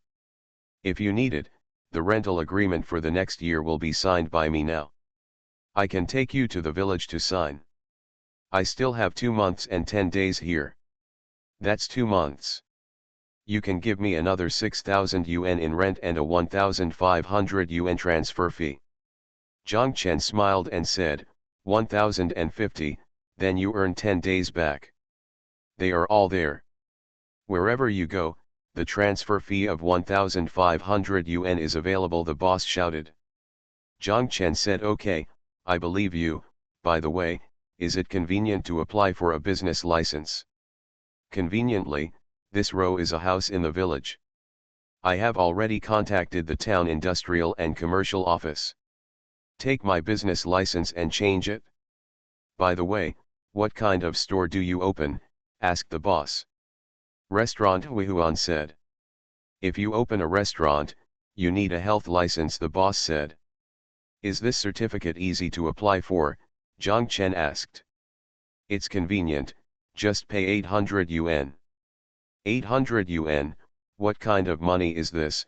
Hui Huan asked. I just want to buy something from them that is made of tin sheets that can be used on a stove. Range hood? Hui Huan asked.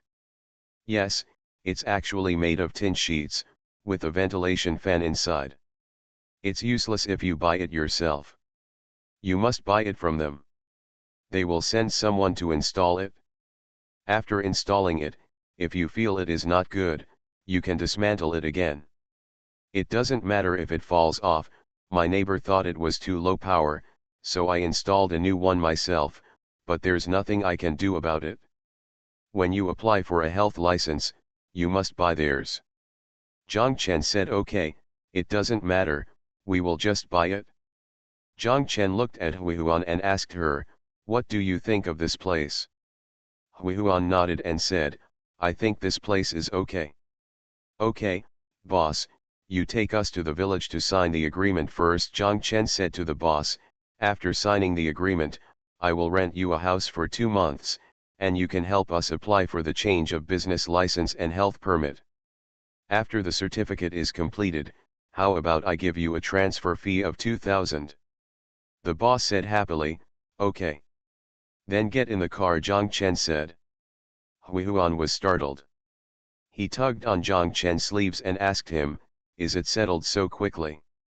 Then it's still decided, Zhang Chen asked, do you still need to discuss it with anyone else? Hui Huan was right when she thought about it. She and brother Zhang were both here. It was not just the two of them who said yes. Hui Huan smiled and said, I just feel like it shouldn't be done so quickly. When my store was transferred from my sister's hands, I hesitated for half a month. Well, this is probably the style of you rich people. The boss got into Zhang Chen's car and took them to Xiaosha Village Committee. Hui Huan signed an agreement with the village. When signing the agreement, she paid special attention to see that there was no force majeure clause in the agreement. He asked the other party, what should I do if this place is to be demolished? Demolition, the other party was confused, this land belongs to our village. Our village has built houses here for rent and makes money from it. How can it be demolished? The Xiaosha development zone is still expanding, but it is all going to later, it will expand towards Haining, not towards number 1 road. It is impossible to demolish this place within 3 to 5 years. Even if it's demolition, we have to discuss it with all the business owners and make the demolition after reaching consensus. Otherwise, why don't you come to us every day?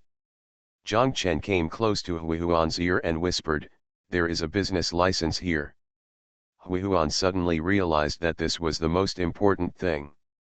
Sign it, Zhang Chen said to her. Hui Huan signed the rental agreement, and Zhang Chen paid 36,000 yuan in rent. After leaving the village committee building, Zhang Chen handed the remaining 2 months' rent of 6,000 yuan to the supermarket owner. They then went to Xiaosha town. Near Yingbin Avenue, there was the Xiaosha Industrial and Commercial Office.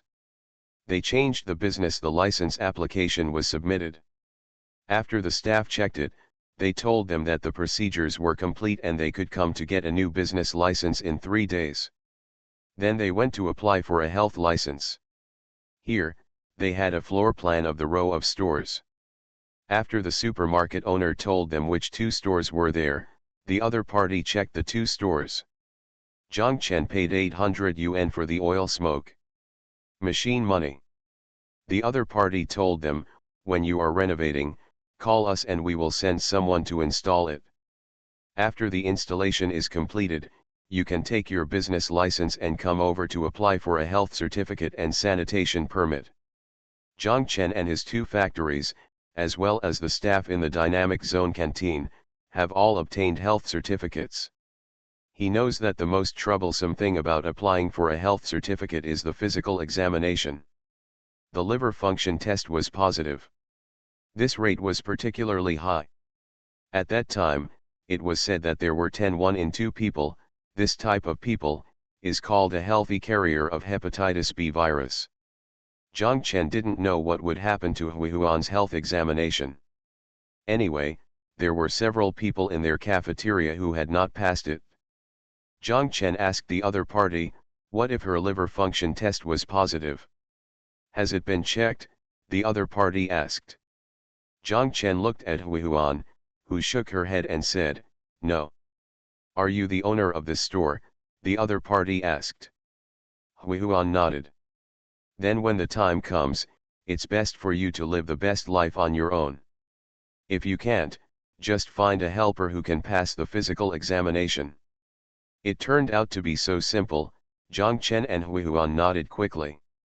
All the formalities were completed, and Zhang Chen was about to get in the car when he saw a man squatting on the roadside not far away. Next to this man was a piece of horse manure paper with the word decoration written on it.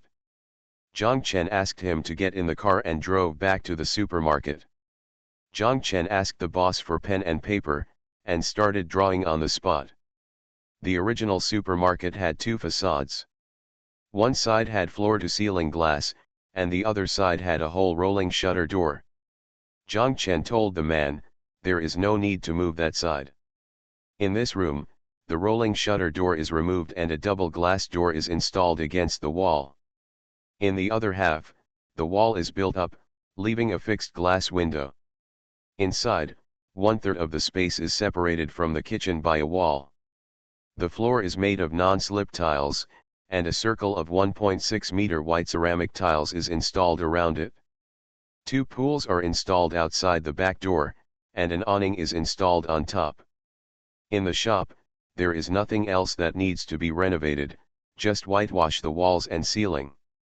To make a light box for the outer gate, Zhang Chen immediately drew up the design of the light box, including the specifications, materials, and colors. He then handed it over to the person and said, "Do the math, all of this, contract the work and materials how many?" The other party took out a tape measure, stretched it around, wrote down the dimensions on the paper, and then asked the boss to borrow a calculator. After calculating item by item, he told Zhang Chen that the total including the glass door and light box was 4,080. Zhang Chen said, "Yes, I won't bargain with you. Just do the job well. After you finish the job, call me and ask me for money. Don't ask her for it." Zhang Chen said, pointing to Hui Huan, who said yes.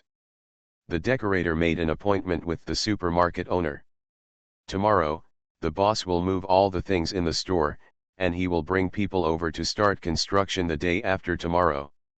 After everything was finalized, Zhang Chen gave the supermarket owner the transfer fee of 2,000, and Hui Huan also signed an agreement with him.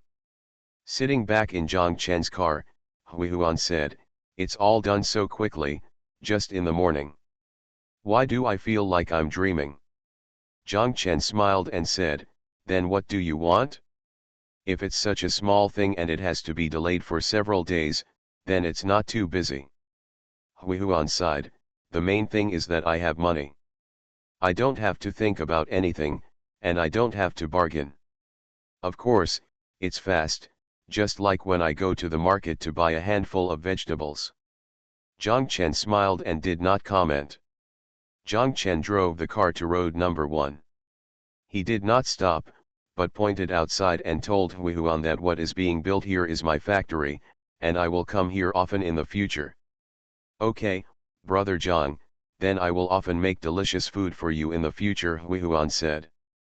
Zhang Chen said yes, but he had to pay the bill and no discounts were allowed. After sending Hui Huan back to Sanbeo, Zhang Chen took out 20,000 yuan to give to Hui Huan and told her, "I don't understand the things the store needs, so you can buy them yourself." Hui Huan refused to accept it. She said, "Brother Zhang, you have helped me a lot. I don't know how to thank you. I can't ask for this money anymore. Really, there is no shortage of anything in the store. Everything moved from here can still be used. Besides, I still have some money, which is enough." Hui Huan got out of the car and Zhang Chen was about to leave. Hui Huan opened the door again and said to Zhang Chen, "Brother Zhang, I've done it over there. Can I invite you for the first meal?" Zhang Chen said, "Yes, I will definitely come." Then it's settled. Hui Huan closed the door and stood there waving to Zhang Chen, who started the car. Thanks to book friend 121220003010100908, 2 fishes, 1 above and 1 below, ranking 3rd from top to bottom for the reward. Thank you to Ranchinkyo, Tiger, Fan, Desolation of Sorrow, PCM 600812, and book friends 2018072012592087 for your monthly votes. Thanks for all the votes and reading. Have a good evening everyone.